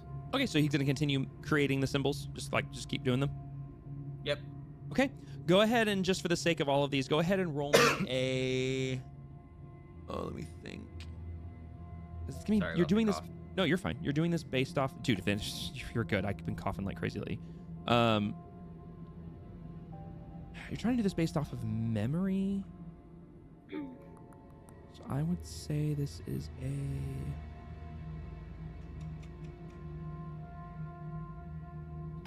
Huh, I'm not really sure what this would be. Any ideas, Ty, what this would be? Like, he's trying to do something based on memory. Like, he looked at something, studied it for a bit, and we're done.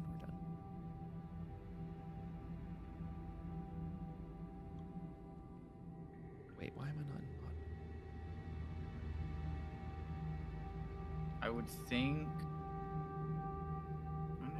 it would need to be some sort of just flat check, in my opinion.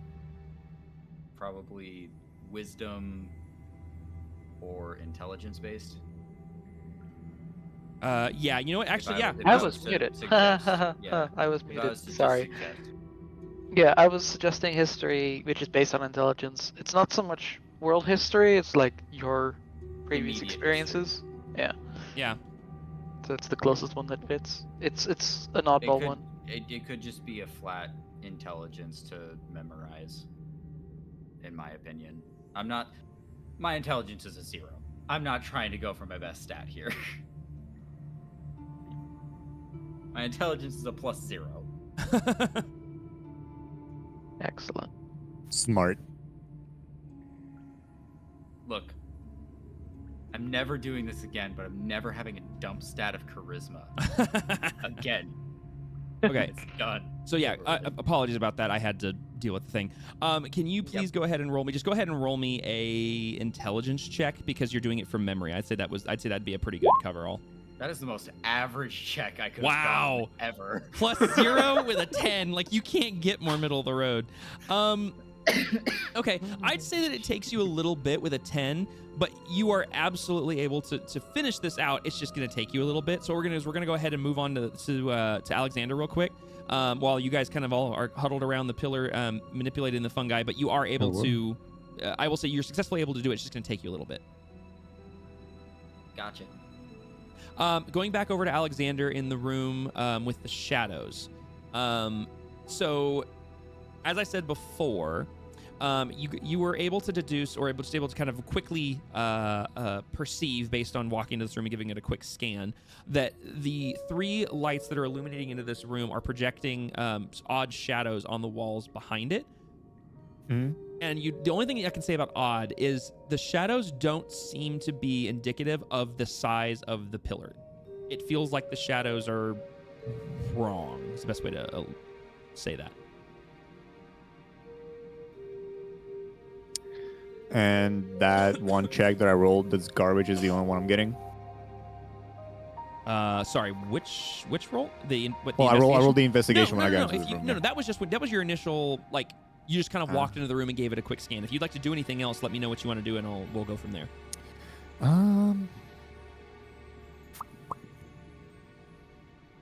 What would he like to do? I mean, based on backstory alone, Merrick loves shadows, so he's definitely staying in this room. I forgot about that, actually, until you said that. That's right, he does. Okay, you know what? Hold on. So, roll me another investigation with advantage, because I actually forgot about that. That's my fault. I forgot that he's a big shadow fiend.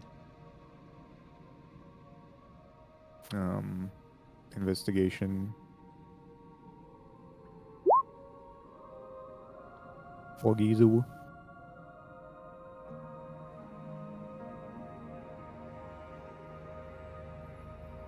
Yeah, he is you get an advantage. anything and everything Shadowfell. You get an advantage. So you can roll again. Is what I was saying.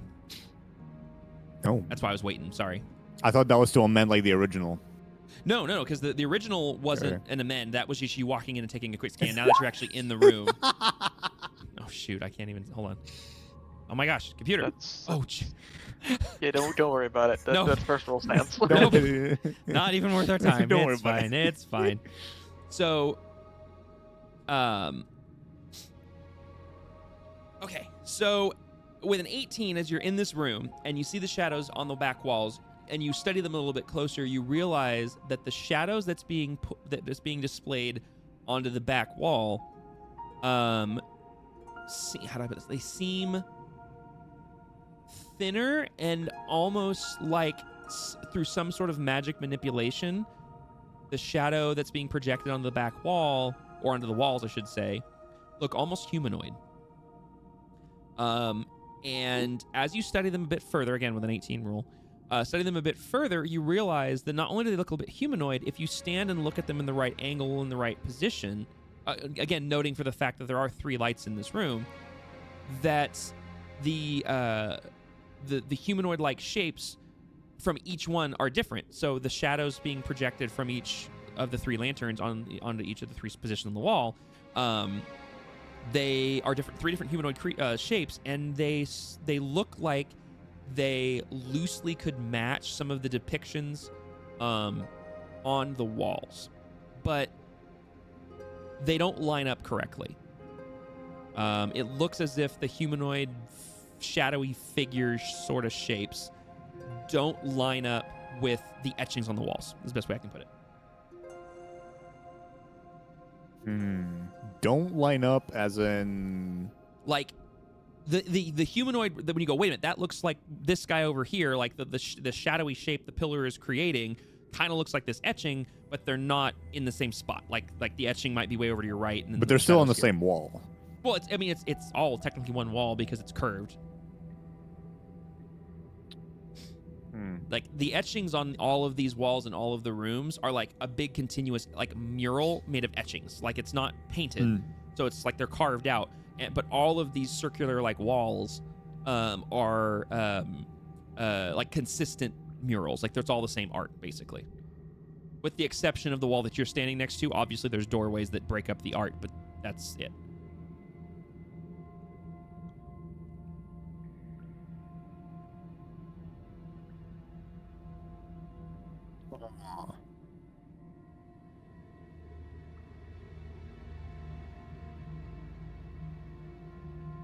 So the first thing I think I might want to do is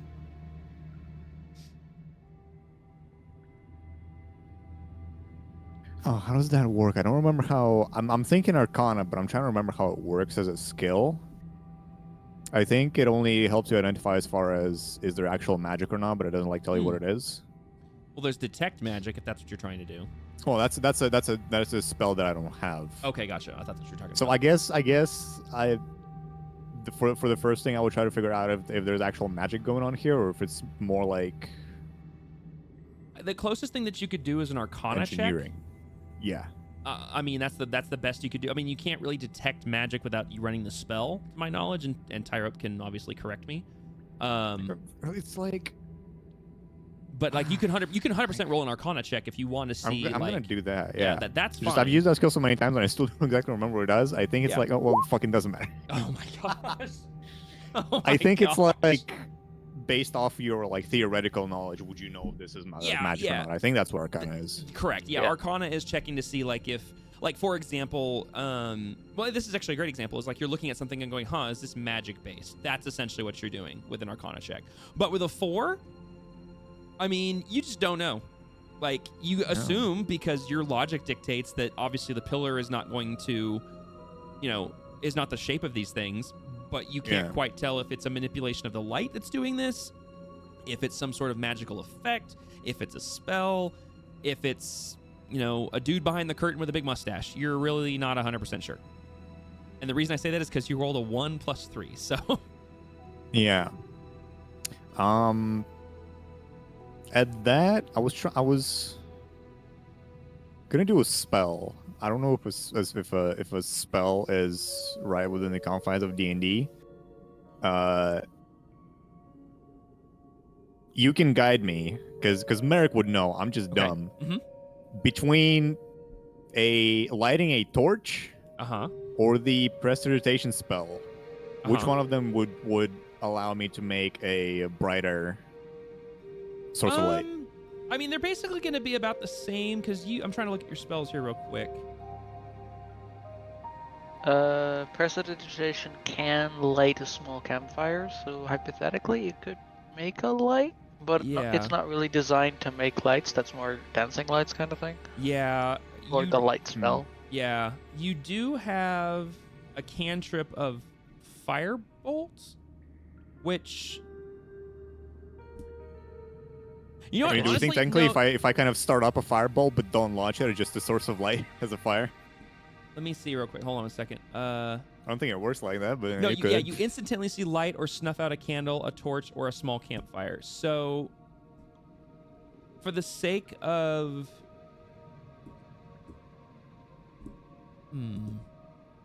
Well, Tyrup, you're a more experienced DM than me. When it comes to...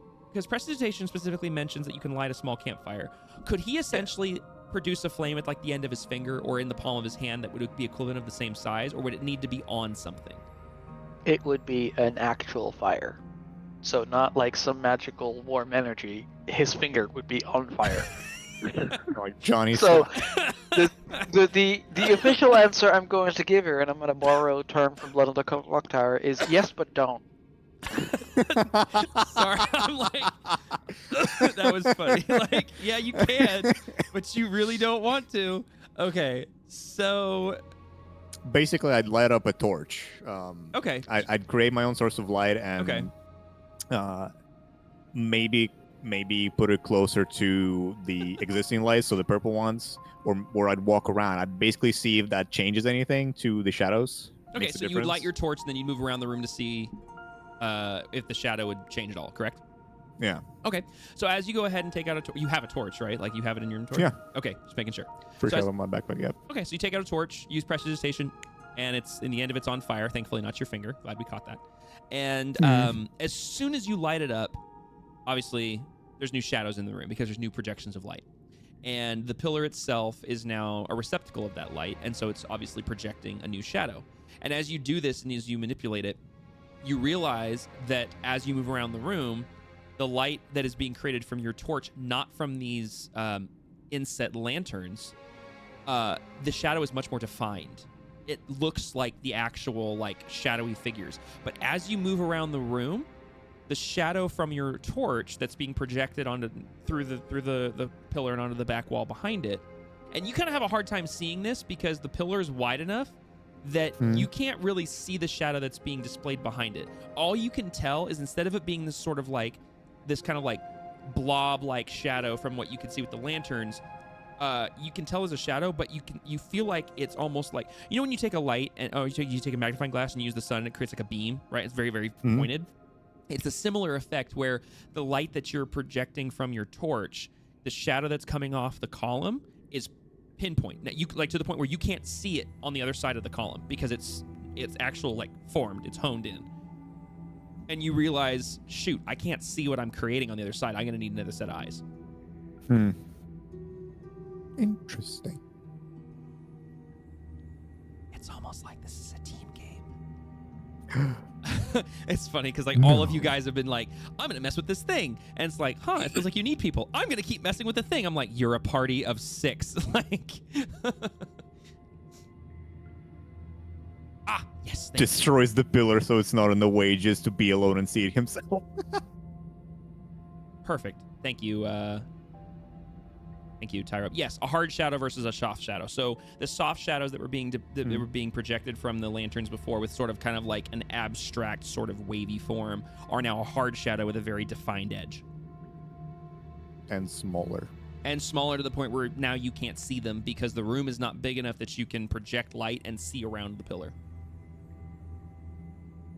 Interesting.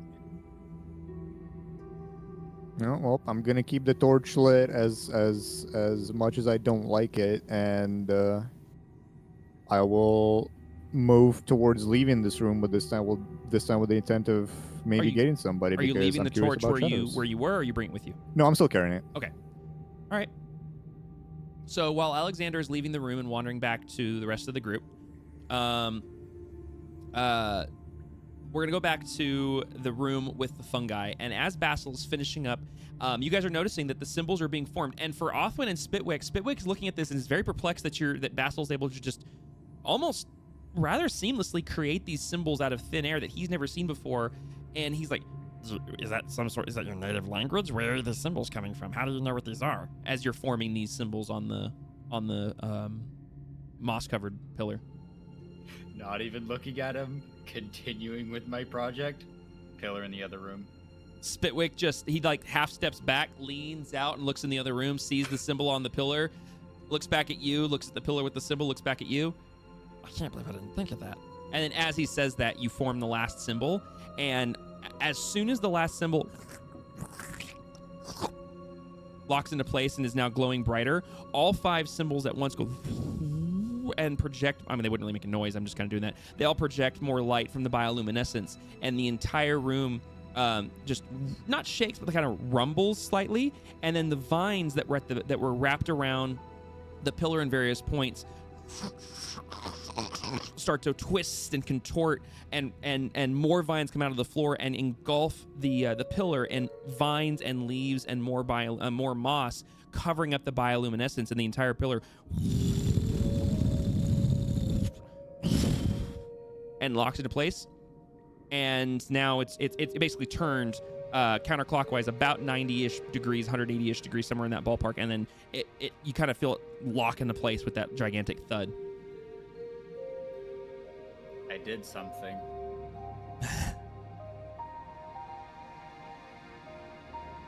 And in the other room, Talina and Dax, you would have heard the same noise you just heard with the pillar you were tinkering with. You would have heard it in the other room, and you would have heard that kind of echoes and reverberates through the halls. And Alexander, you would have heard it too. This is the second time you would have heard that big thud sound. I think that's puzzle number 2, Dax? Because that sounded awfully like this one. As she taps the pillar in the middle. Dax would nod. Be like, yeah, I think we have 2, maybe 3 more. At that point, I'd probably look towards Alexander, because I might notice some flickering light in the corner of my eye. That's the torch. I think it would be different because it's like a yellow torch, yeah? Yes, it would be a very different color, because at this point, your eyes have adjusted to a sort of purplish hue, whereas now he's approaching with a reddish, orange, yellowish hue. Did you get one? As she yells across the hallway. Get one what? One pillar! I found one. I actually found more than one, but what do you mean get one? This one kinda turned and clicked or something, and then we had another one, and you were just leaving one, so I figured that was you. And with that level of voice, because of where you're standing and yelling to Alexander, Basil and Othwin and Gregor, you would hear him. So you'd hear Talina. I'm sorry, you'd hear her. Well, I found 2 and I might know what to do with them, but I can't do it alone. And on the word alone, she just starts walking towards Alexander going, alright, you clearly need help. I'm gonna come your way. And the rest of you guys are free to follow Talina if you'd like, or wander off elsewhere. You guys are free to do what you'd like. Alright. Oh, good grief. Dax just ahead of me. sprinted down the hall. Dax just Basil's Usain gonna bolted be- from one room to the other. Basil's gonna be the loner, or at least not a loner, and go back down to the other pillar room where he got the symbols from. Spitwick is avoiding Dax, so he went to the other room. Well, so Dax would have assumed that the pillar's not making noise anymore, so she's bored now, and she wants to go find another pillar to see if there's something interesting Comes there. over and be like, entertain me now. Pretty much. He walks in. That one did Entertain music. What does me. this one do? Okay, So we will join Basil and Grigor in the lower right-hand corner, along with Spitwick down at the other pillar. And the two of you walk in, and it's the same room you left. There's nothing changed. Nothing's different. Only thing now is the symbols that you were interacting with before. All of them have just a soft bluish, whitish glow to them. Nothing's been manipulated or changed. Nothing's moved. But the same symbols that you were mimicking with the fungi are matching the same glow that they were. It's just kind of like a soft glow. Any connections to make between the pillar and then the walls? Okay. Roll me either a history check or a survival check. Oh, no, wait. I'm sorry. History, survival, or nature check. Technically, history and nature would be the same thing, so it doesn't really matter. Why not do all because I get a three? +1. That is a dirty 20. Wow. Okay, nice. All right. So as you re-enter this room and you're not kind of distracted from what you were doing before and you're trying to really examine this particular pillar, you recognize after you look at everything that, okay, those are star constellations on the ceiling, those are celestial objects, and you realize that the symbols are the connect the dots of the celestial pattern. It's not a language. It's a representation. It's like when you see someone, they connect the dots of Orion's belt or the Big Dipper or whatever, and they connect the dots. That's the symbol you're looking at. The runes are not a language. They are a visual representation of that celestial constellation. And you recognize that. You go, oh, now that they're glowing, I can kind of see that. But then when you look up and you realize the lines that are connecting from, say, the one rune in front of you, the pattern doesn't match the constellation. It's not the same one. It's two different ones. Out of curiosity and just purely wanting to test it, Basil basically grabs the pillar in a hug and tries to turn it to see if he can force the alignment to whatever. Okay. Because that's what I'm understanding is there's constellations on the walls, and then there's constellation stuff on the pillar. And then how I'm imagining it is we try to line it up. Sure. So to remind you, this particular room, it's not just the walls. This is the only chamber that is a dome. That is a dome roof that spreads out from the pillar and goes down to the wall. So the whole room feels like, except for the flat floor, like you would be inside of a circle, like a globe. That being said, yes, the lines and etchings on the column do go up and they kind of spill out and dump out into the domed ceiling and onto these sort of constellations and shapes on the ceiling. As you try to grab the pillar, I guess roll me a strength check. Strong boy do strong things. Strong boy do strong things.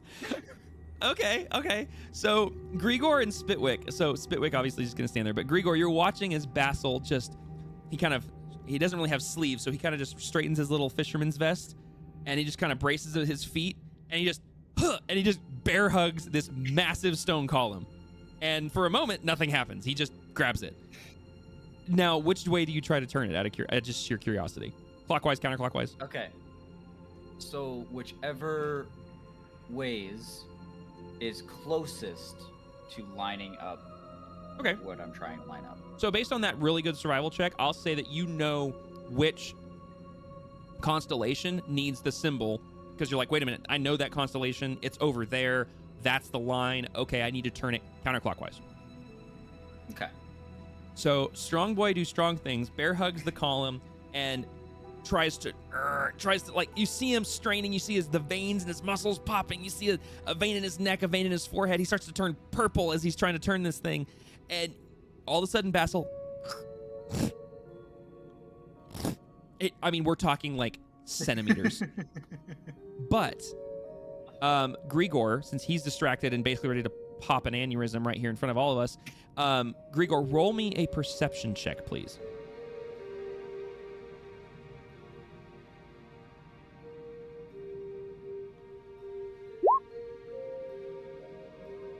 Okay. I was hoping for something better. Grigor, you, as he does this, you see it. I mean, it barely moves, but you see it move a little bit, and in the distance, you're not really sure where you hear it.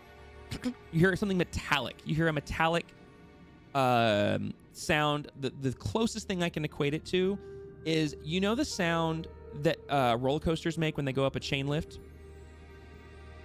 Think like one click of that, the metallic sound, like the one click of the catch on like on a chain or a gear, and it's off in the distance. You don't know where because of that perception check, but it's off in the distance. I will say, you do know it comes from this hallway. You heard it echo down that hallway.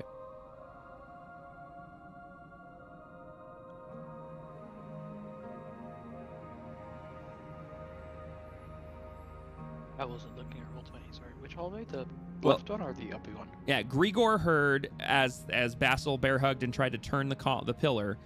Grigor heard the faintest sound of essentially like that metallic, like metal on metal clank click sound, similar to what you'd hear on like the chain lift of a roller coaster, echoing down the stone walls from that hallway. That's Gotcha. That's all he knows based on that particular roll. So Grigor, you can relay that information if you'd like, or you can keep it to yourself.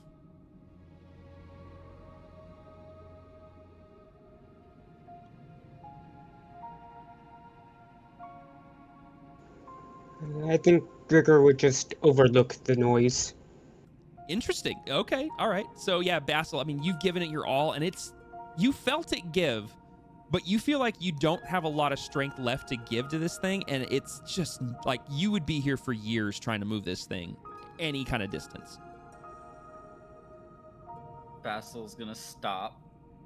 Does the pillar return to the original position?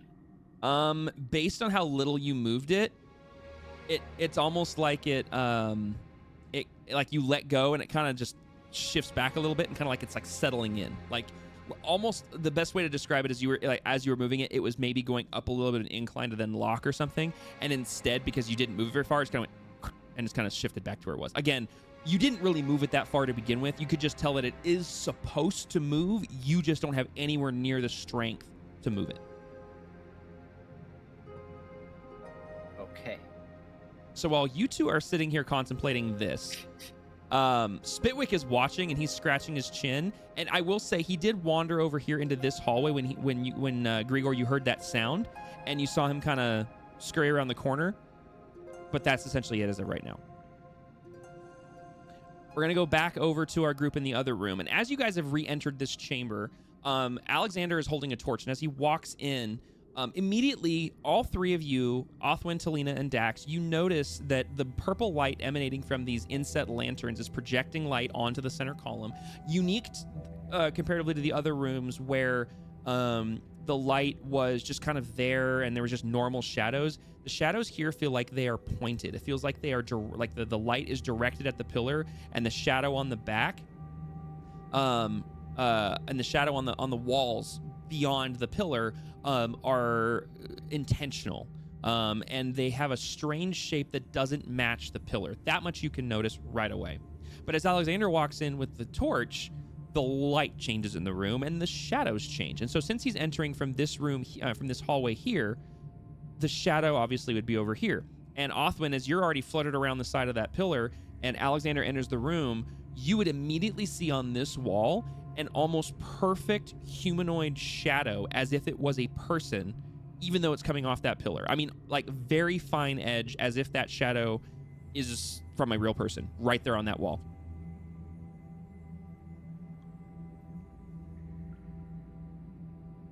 And that was specifically to Othwin would see that. The rest of you guys wouldn't see that because you're on the other side of the pillar.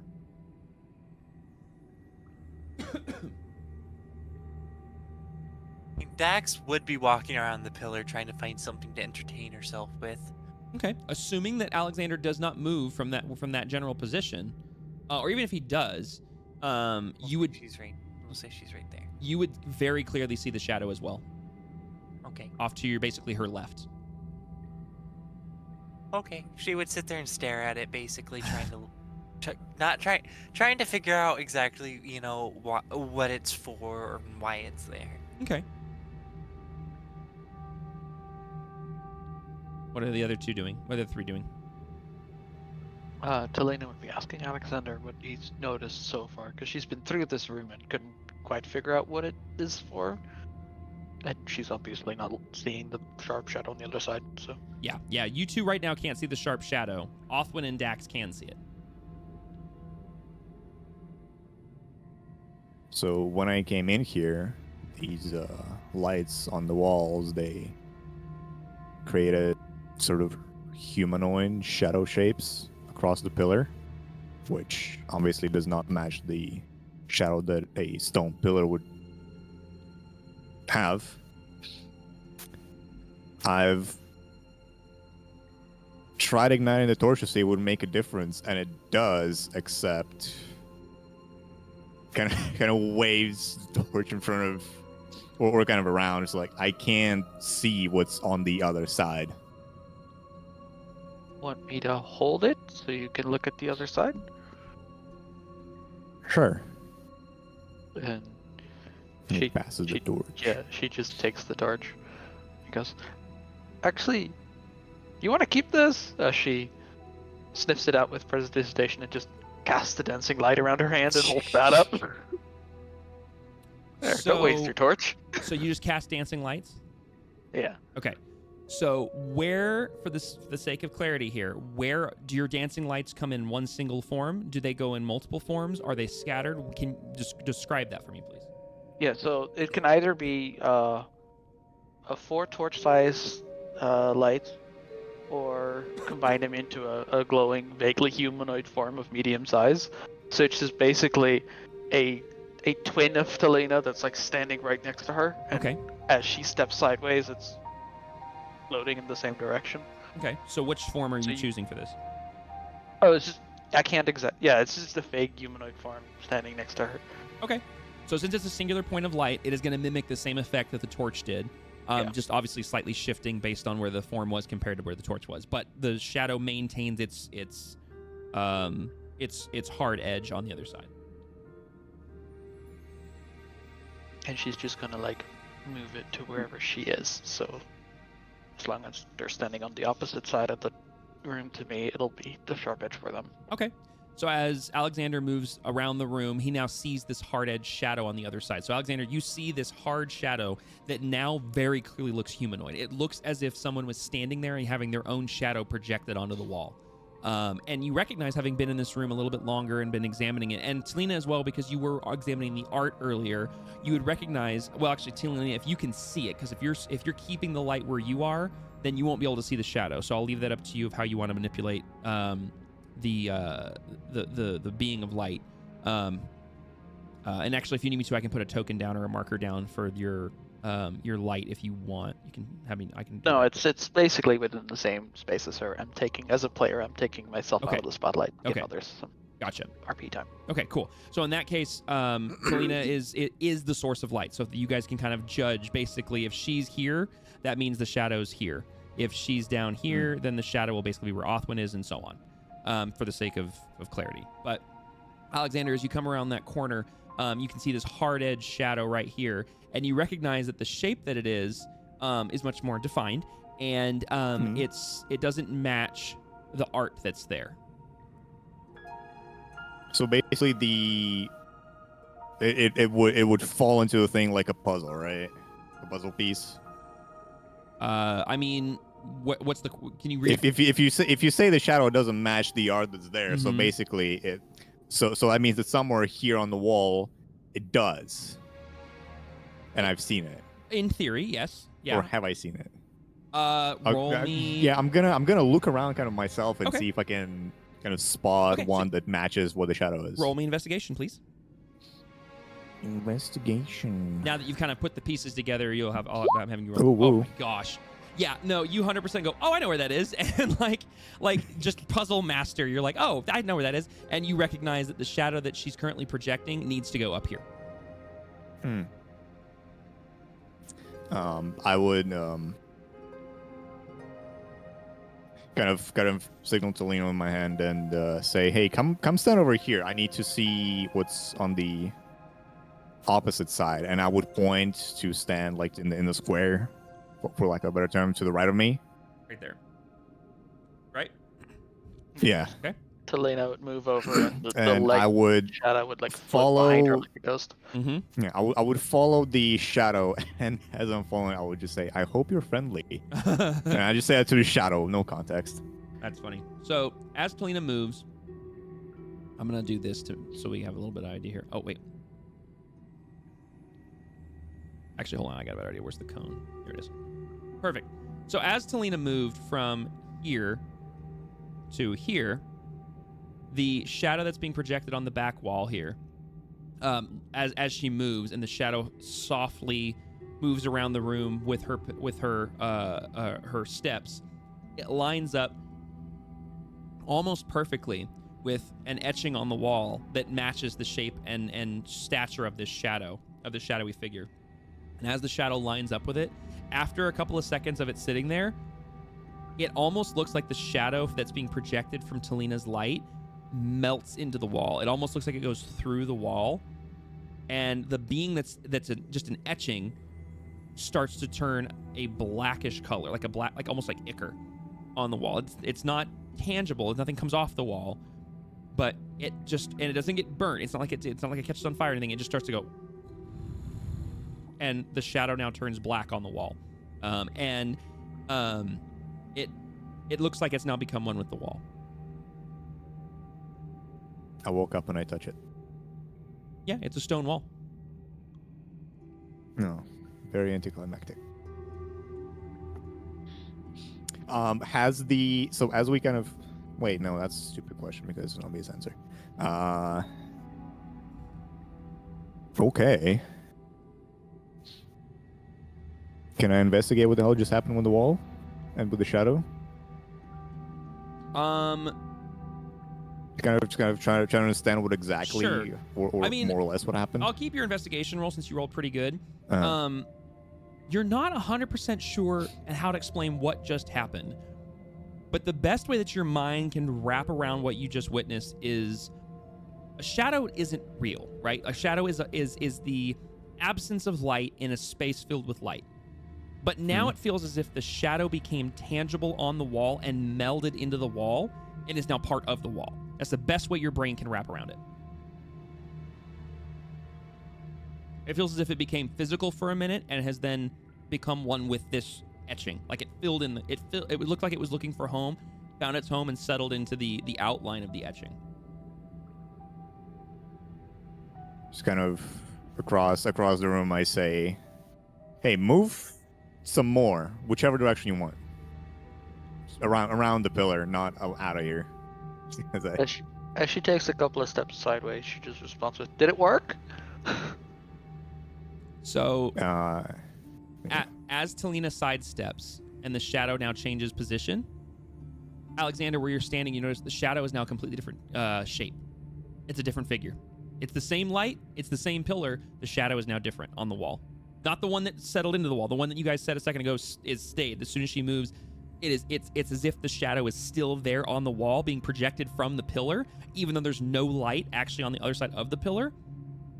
So you're still standing in shadow, and the shadow on the wall is now the same, like it's there. It's even deeper than it was, obviously, before the shadow hit it. But the light that's being projected from Talina's shadow through the pillar is now a different shape on this wall here.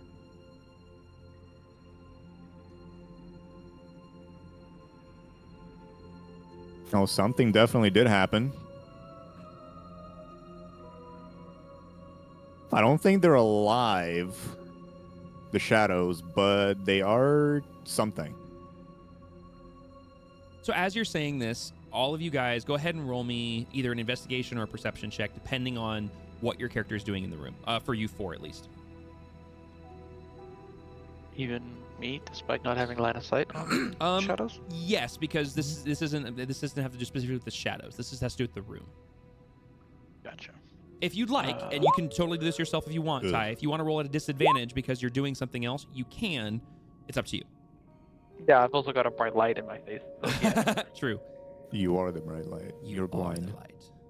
Oh, well, I rolled 2 3s, so I guess it doesn't really matter whether I roll with this. I guess it doesn't matter. 3 plus perception, I guess. I just need Othman's. 999. No, 5. Othman, you there? Yeah, well, Can you go ahead and roll me a perception or an investigation check, depending on what your character is doing?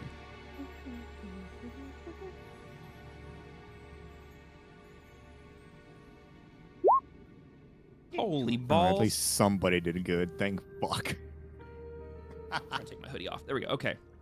So, Othwin, you've been standing here watching this happen and investigating the room, and you're like really taking it all in with your big owl eyes. And you realize that as the shadow from Talina settled it on the wall, and actually, yeah, because you're the one who rolled an investigation, so I'll give this to you first. You're sitting there and you're looking around the room, and you realize, oh, that shadow thing, it's a new shadow, but it doesn't have light. That's really weird, but it's staying consistent.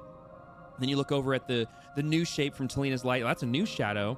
And then you realize, wait a minute, this one filled in that lining. That's a different shape. And you realize that there are also, like the runes in the other room, that there are 5 etchings, 5 main like tall, empty etchings that don't have a shadow in the room. 4 left since you guys filled in 1. So you realize that right away. As far as Dax with the 10, Alexander with the 9, and Talina with the 5. Talina, was that a perception or was that an investigation? Perception. It was perception. Okay, so good. All 3 of you guys roll perception. So you guys are looking around the room and you're like, wow, this is really weird. Like these shadow things are weird and they don't make sense. This is kind of cool. Like over Alexander, you're seeing this and you're like, wow, the shape is different. This is really crazy. And you've already been in the room a bit before and you're looking at all the etchings. Man, how many times do I have to do this? Talina, you are just kind of blinded and you're kind of confused by it all. And you're just kind of here for the ride. And then Dax, you start to look around the room and you go, okay, there's at least 2 more of these we have to do, but I can't see how many more beyond that. So Dax, you see that there's 2 more etchings that match what you guys just did. Othwin, you are certain you know what the answer is, and Alexander, you're kind of more taking in this newfound lighting effect that you've just discovered. So if Dax can see that there's 2 more that they have to do, she would point it out to them and be like, I can see 2 more shadows that look like they need to be, or 2 more outlines that look like they need to be filled in, or something like that. Okay, so yeah, so Dax points these out, and basically you would see, from what she could see, is that there's a shadow here, and there's a shadow here that you guys have to fill in. And she points those out to you guys.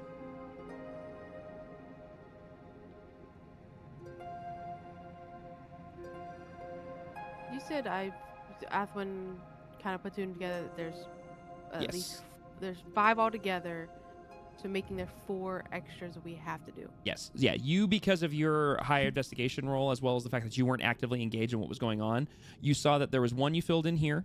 There's 1 here. The 3rd one here. The 4th one here. And across the room, when you walked in, you remembered seeing a 5th one over here. How did the baby bird get so smart? I have no idea, but I'm here for it. Baby buds. But the funny thing is, the baby smart. bird's smart, but has a hard time conveying the smartness. It's usually just kind of like pointing and jumping up and down and hitting people with sticks. And she's also learned if you play the child, you get things. So, oh, go ahead.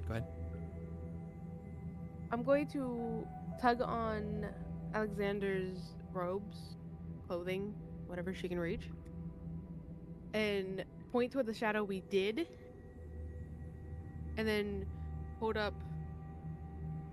No, she's going to draw in the.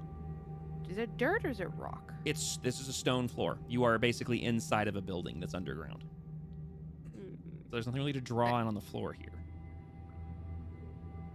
She's gonna try to hold up 4 fingers, or 4 feather fingers.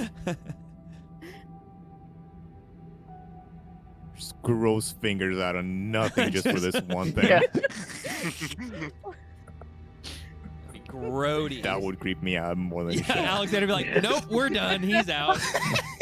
It's like Deadpool hand. I mean, as you tug on the ropes, I would have paid attention to you. And as long as the 4 feathers stand out quite clearly and I can tell it's 4, I think I'll kind of get the hint. Yes, Neon. Okay, cool. Just checking. So, and Othwin, you know the locations. Like, if you need me to reiterate them, I can, but you know where they are. So there's one practically right up in between the two, the split off between the two of us. Yeah, there's one there. There's like one here, basically, right? yeah, there, and there. Basically the 4 diagonals at this point. The 4 diagonals, and there was one at the top. Yep. So I'm confuzzled with the map. Does that mean that Talina would have to move 1 down? I'll say this for the sake of Because one across. For the sake of the thing here, go ahead. Let's do this, because otherwise, again, well, the same thing with the other room. We'll be here forever. So let's do this, because you guys have figured out how this works. Yeah. Othwin has relayed the information to Alexander. Alexander, you get it. Othwin, do you point and indicate the locations that you've identified that need to have the shadow filled in? Yes. Okay. And then obviously Alexander would be able to relay that to Talina, and so on and so forth. So what we'll say here is I want, just for the sake of this, Talina and Alexander, roll me each a d20 and add your, let's go with your,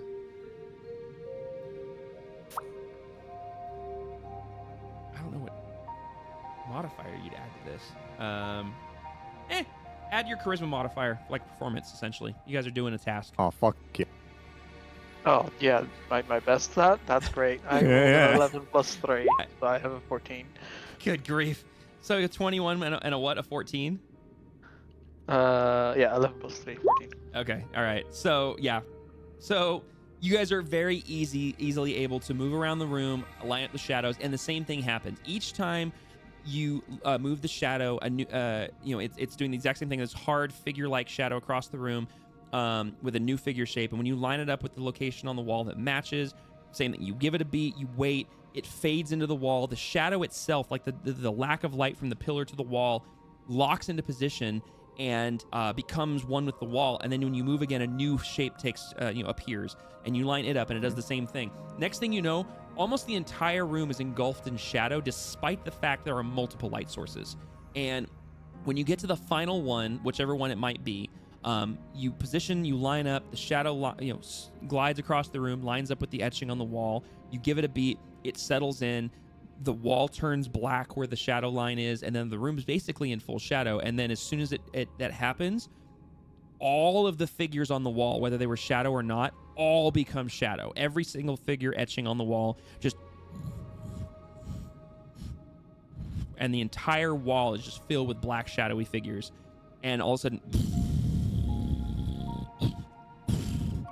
column turns about 90 or so degrees counterclockwise and then locks into position. So you did get it. Just not When yet. when all the things are becoming shadows, if someone was paying attention to Merrick's face, they would see a hint of fear. Ooh, okay. For a split second there before the pillars settled. Yeah, and when the pillars settled, the entire room, despite the fact that Talina is basically a being of light, for lack of a better term, and there's 3 lanterns, that room, it's not pitch black, but the entire room is shadow. So while that's happening, moving back over to Grigor, Spitwick, and Basil, in the lower right-hand corner room. Spitwick has wandered off down the hall, and Basil, you've obviously tried to turn the pillar. It didn't really do anything. And Grigor, you heard that click in the distance, but you kind of ignored it. Spitwick has wandered off, and what are you two doing? You guys want to try anything else? Basil was giving himself a break for one. Yeah, he would be. Honestly, if you had tried to do it again, I would have given you a point of exhaustion. Yeah, no, he knows his limit on that one. He ain't giving that one another shot for a bit. Okay. So while you guys are kind of examining this pillar, Spitwick has disappeared from sight, except well, not entirely from sight because there's light in here. And if you were to glance, you'd notice that Spitwick has wandered off into the chamber that is opposite yours, the one with the tall beings. And as he enters the room, you hear, "Oh my gosh!" just echo through the chambers, and then just comes scurrying back super fast, and he's out of breath. Oh my gosh, those things are so tall! What things? And there. And he's pointing to the chamber he just came from. Basil, in near exhaustion, but recovering, will start to make an approach towards that other area. Okay, go ahead. Grigor looks like he's following. Oh, sorry, I just realized. There we go. Yeah, camera angles. Yep. I have too many screens up. There we go. So yeah, so as you two enter this room, this is the first time you've been in this chamber, and you notice immediately that this particular chamber has these depictions and etchings all around the outside that show these larger-than-life, giant-like creatures that are ripping trees out of the ground, hoisting large boulders over their head, tossing very large objects like just over their shoulder or something. And you see on the back wall here between on either side of the lantern in the wall, you notice that there's two images, one of these very large giant beings on the either side of this tree trunk pillar-like object with these gigantic levers, and they're pulling them down together, and then on the other side, on one side they're upright, and on the other side they're pulling them down together. And in the middle of the room is the pillar, and then on either side of the column, one right next to you, Basil, and the other on the exact opposite side of the pillar, are these giant skeletons that are draped in like tattered remnants of clothing and armor and whatnot, and each of them are in this sort of like braced position with both hands clenched on these large rusted levers. The levers are taller than both of you guys. They're probably anywhere from 6 to 10 feet tall on the levers themselves, and each one is clenching them tightly, but they're in the levers are in the upright position, and it looks as if they were preparing to pull the levers down in a downward motion, but they're still upright.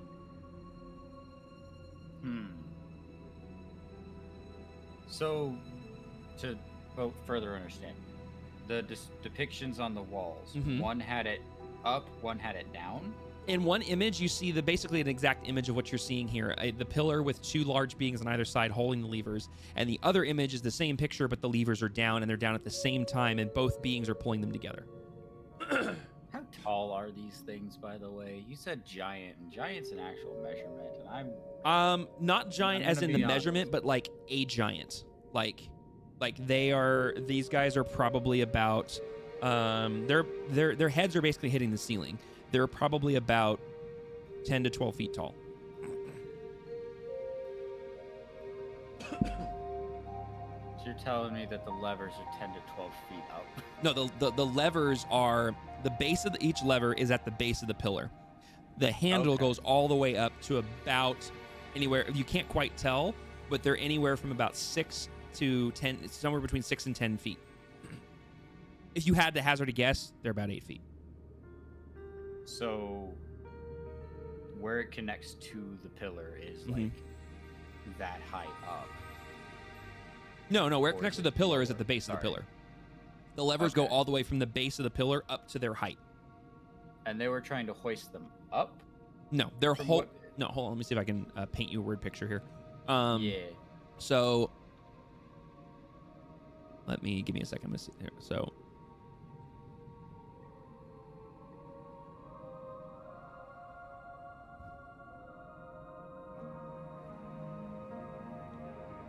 Okay. Whoa. Hold on. Wait, why can't you see this? Oh, because it's off the map. That's dumb. Okay, hold on. gonna say you got a lot of black space to work with. Yeah, I did, but they're on the right layer. That's weird. Whoa. Hold on. Okay. So can you kind of see that shape? Yes. Two Now creatures. You can kind of get understand. it? Okay. Yeah, now I understand. There we go. All right, let me delete those. Kind of a weird way to do that, but yeah. So essentially, that's the I shape come you're looking back at. to an MS Paint drawing of two people pulling Listen, a lever. I tried describing it 3 times. He didn't get it. I had to draw a picture. Nice. You gotta do Let what me you get my- gotta do. Let me get my crayons for the barbarian. Yeah, literally. How move thing? How thing be? So yeah, so that's The the average intelligence, my god. Yeah, sounds about right. Anyways. But yeah, Spitwick did follow you as you walked over here, and he's hiding out in the hallway, and he's leaning around the corner pointing at the large skeletons that are monstrously larger than he is.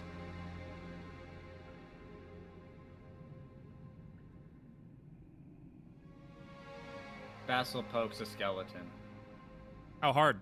Like pokes or hits? Just like poke to see if it's fragile or like going to move at all. You poke it, and it, you know, whatever you poke shifts a little bit, but it seems like it's not gonna fall over with a light breeze. Checking the joints, making sure they're not like fused. Nothing looks fused. It looks like just an upright skeleton.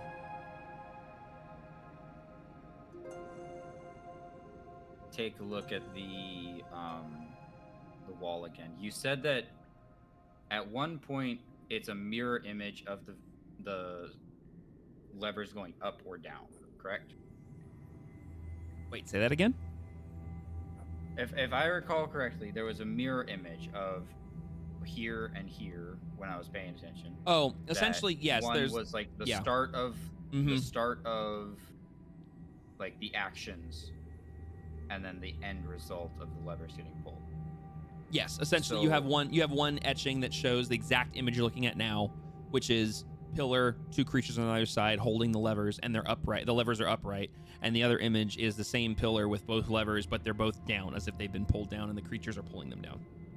Paying attention to the hieroglyphic, because it's essentially what it is, of going around the room, is there anything that would stand out as dangerous or noteworthy, or a potential process of getting these to go? Roll me investigation, please. Investigate. Oh, is there Natural still 20. There's still a green stick. Sorry, I'm fixing the green stick. Apologies. Natural I just 20. found it funny. That's funny, yeah.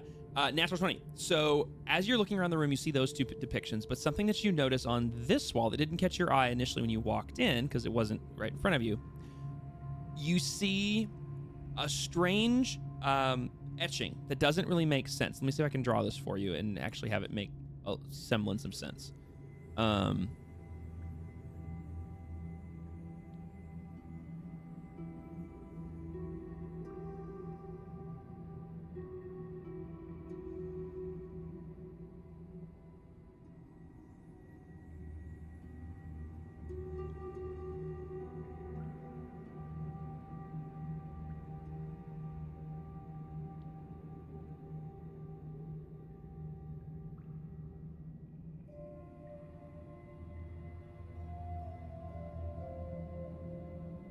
I don't know why green is the color that we're using, but green is the color we're using. Probably because that's your DM color. No, I know. It's just the one I had. I just was joking, like it's the one I have picked. Oh. So if you look over at the well, it's a really poor etching because it got really small. Actually, it looks horrible now. Hold on. It ruined it when I made it tiny. Hang on. I think I see what it's trying to do, though. Hang on, let me see. There's supposed to be arrows on the edges Yes. on the right side. Yes, they were. Yeah, it ruined it when I made it tiny. I apologize. It looked really weird. I kind of got the picture. So it looks like one of the levers was pulled down, one of them was left upright. Correct, It's yes. spun in a direction, and Very good. That's exactly what I was trying to convey. okay. So You want to look again? I'd try it again. interesting. Okay, so we want to have the. Ooh. Sorry, Okay. you can move yourself back. I'm just I'm- moving. I'm moving chat there. I'm just. So. Essentially, I'm imagining, and I have the power to do drawing stuff. Pillar, pillar, with the Skelebros. Mm-hmm. Going off of this one, Mm-hmm. this side would need to be the lower, this side would need to be the higher. We spin it in the clockwise direction? Counter-clockwise direction. I always get those ones mixed up. To the left, essentially. Clockwise is correct timing. Counterclockwise is opposite timing. Is the best way to think Okay, about it. so Like when you're looking at the clock. counterclockwise, Mm-hmm. and then lock that one upright, followed by lowering the other one, spinning it back around, and then locking that one upright? Or potentially something like that.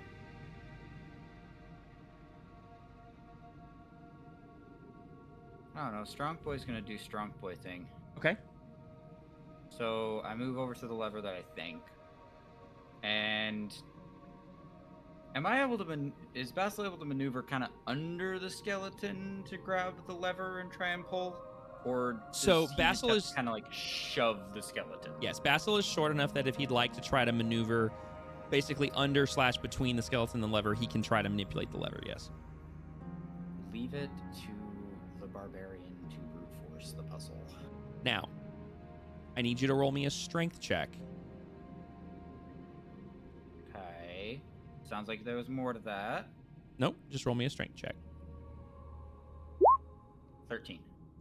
Okay, so you grab that lever and Basil grabs it tightly and he starts pulling hard on the lever and pulling hard, and you can feel it start to like give a teeny bit, and you can feel it start to move tiny bit, and you can hear the creaking of the bones of the skeleton as it's kind of like it's moving with you, because obviously its hands are attached, so it's almost like it's moving not on its own, but the lever's moving it. But it doesn't it moves maybe an inch, and you feel like it's just so tight, and then but you can't get it a whole. I mean, you can move it maybe 2 inches, and then it's just not going a lot farther. But you notice that as you're pulling that lever down, you hear stone on stone. But this pillar isn't moving. Nothing's moving in here, except the lever may be moving about 2 inches. But you hear the sound of stone on stone somewhere. But you have to let go. You can't do it. It exhausts you to where you just can't move the lever anymore. And you just realize, wow, this lever is going to take a lot of juice to pull.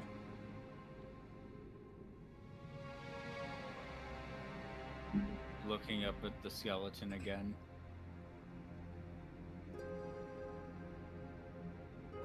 Looking at the lever.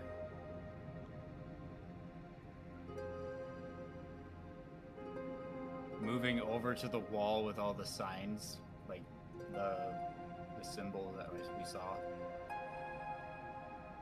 Mm-hmm.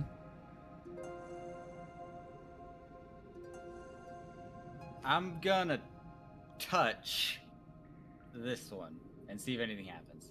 See if it's some sort of magic pressure plate or some other stupid mechanism. So you're going to touch the upper left symbol? Yes. Okay. How do you describe how you touch it? So Basil's going to take his left hand, set it on the symbol, Mm-hmm. and in whatever method he can think of, he's gonna push it. He's gonna run his fingers through like the etching and just see if anything that he does messing with a symbol like that would cause anything to happen. So you go up and you run your hands across it and you push on it, and you just have every ounce of belief that this is it, and you touch it and nothing happens. It's just an etching on a wall.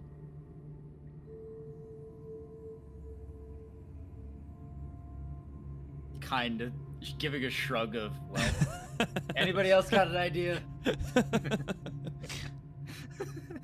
He's exhausted all of his Grigor, options. you've watched this happen. Spitwick has sitting there. He's sitting there and he's stroking his chin as well. And everybody else, you can hear this strange collection of sounds coming from the chamber just technically west of you, down the corridor.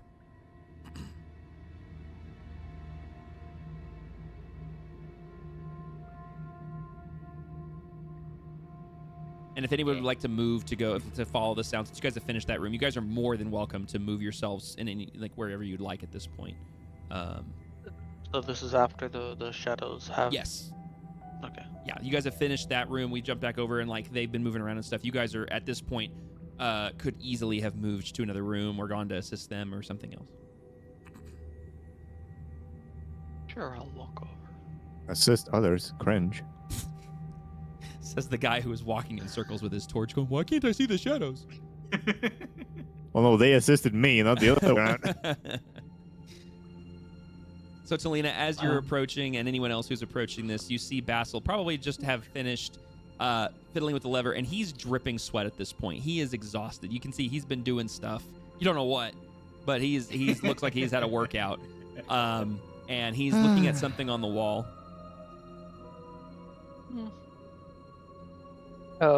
It's a brute force kind of room.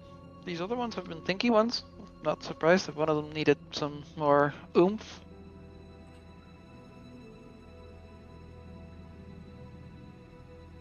I believe that was to you, Basil. I'm sorry, I missed that one. Talina was talking to you. I know, I missed it. I'm sorry. Okay. So the other rooms were more of a thinky room. Is this one more that you need your muscles for?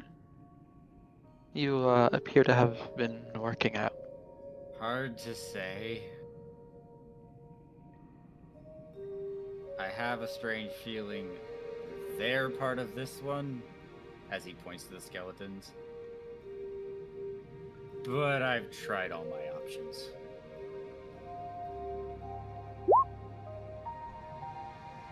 Did your option work even a little bit? Thought I felt something moving. Could have just been the blood rushing to my head. Mind? And I raise a hand towards the shoulder. Huh? Do you mind? He's just giving you like a curious, what kind of look? She puts her hand on his shoulder and casts enhance ability, bull strength. Ooh, okay. Can you describe for me what that does? Yeah, so it's a second level spell. I'll hit the button to know if that did anything. Oh yeah, that just removed a spell slot. So I touch a creature and bestow it upon a magical enhancement, and I choose one of the following effects. So you gain advantage on strength checks, and your carrying capacity doubles. Basically, you become more strong, because it seems like that's what you needed. Okay. So you feel this rush of energy pulse through your body, and you can almost feel your muscles tense up all throughout your body, and you have this new invigoration. You feel like, man, I feel like I could do a lot of things right now. And No you know now words. how on toned No bodies words, you can only see like move goes to the other one to see if this one would move easier. Okay, now roll me. Now I don't know how this will work with this, but Okay. for the sake of how this will work, roll me a strength check with advantage. Or actually, I think that's exactly what was stated. is that what it was? Hold on. yes, yeah, you gain advantage on strength checks, Oh, and your I carrying missed that. capacity is doubled. Okay, then yes. Then yeah, roll strength with advantage. Sorry, I missed that part.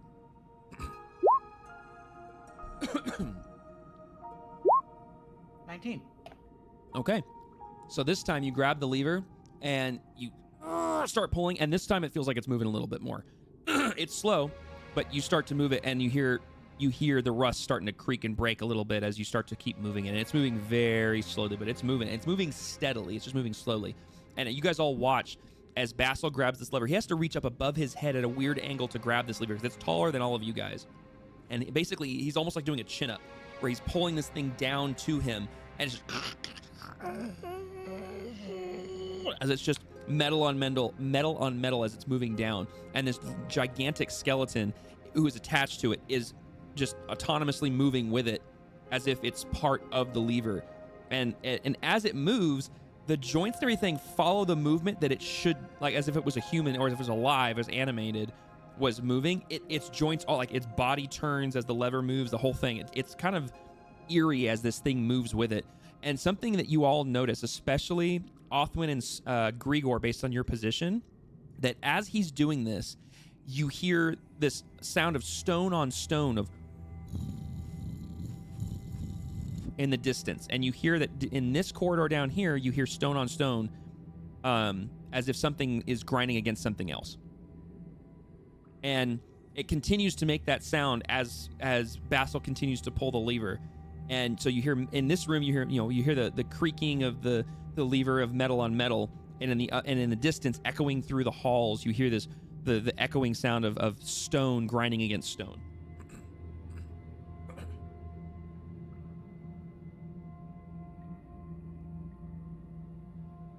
And as the lever hits the bottom of as you get it all the way down, Basil, as soon as it reaches the bottom, you're holding it there. It doesn't have any like spring effect. It doesn't launch back up at you. It doesn't feel like it's incredibly hard to hold in the downward position, but the stone on stone sound ceases.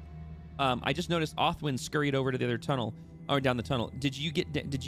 How quickly did you head that way? As quickly as her little tiny feet would carry her. Okay. I would say that based on her speed, whoa, I can't spell.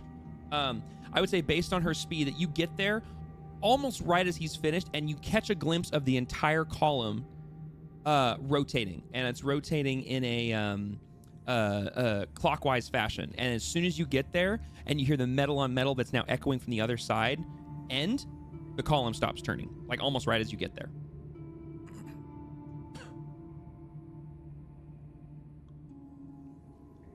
Wait, it's metal on metal on that side?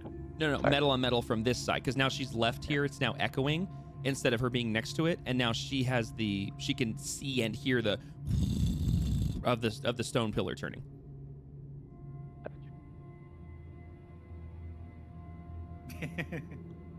That's right, model. So, Othwin, you've just seen this happen. Basil, you've now figured out how to pull the lever, and you hear the stone on stone somewhere in the distance. The skeleton it looks like he's helping you hold the lever down. Like it looks like he's actually like animated and helping you. He's not falling over. He's not moving. It's all. Oh, go ahead. Has the other lever looked like it was stationary or moved as well? Nope. The other lever didn't move at all. The only thing that moved was the one you pulled.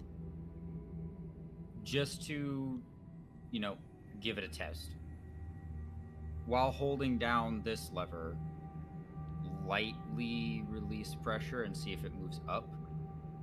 Okay, yeah, as soon as you start to release pressure, the lever starts to move up faster than you were pulling it down, but it doesn't just like spring up. It's more like, and you watch as the gigantic skeleton looks like he's lifting the lever up, and then he moves and he rotates as if he's alive. I was only lightly bringing it up to see if it would continue going back up.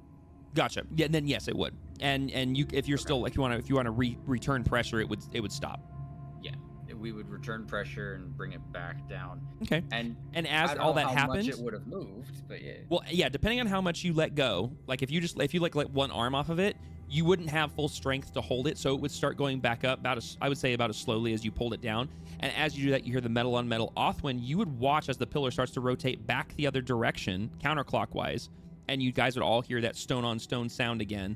And then you'd catch it, the pillar would stop moving, and then if you pushed it back down, the pillar would start turning back the counterclockwise direction again. And Othwin, you watched all that happen, and Basil, you were like, okay, I understand the levers and stuff like that.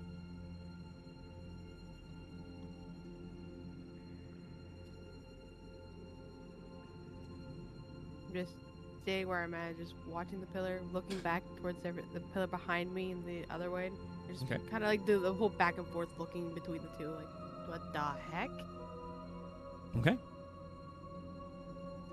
So with that, Now, why was this lever easier to pull? So with that, we're going to go ahead and stop here. We have one of our players is getting pretty sleepy, and our cutoff is in about 15 minutes anyways, so we're going to go ahead. This is a good stopping point. So what I want you guys to do real quick before we end is I want you guys to position your characters anywhere within inside the chamber that is the most applicable for what's happening and what you guys want to be prepared for in the next session. You guys were successfully able to get 3 of the 5 pillars you've discovered to do something, to manipulate, to lock into some sort of a position. And you've discovered you have 2 more that you have to kind of fiddle with. You're not really sure what's going to happen, but you've discovered that each one can do something, and it'll turn, it'll lock, and then you can, go on to the next one. So go ahead and move yourselves wherever you feel is most applicable. But yeah, so with that, I was hoping we'd get through this tonight, so we'll do it next time because I have something, but it's fine. So we're going to go ahead and pause here. We'll pick this up in the next session.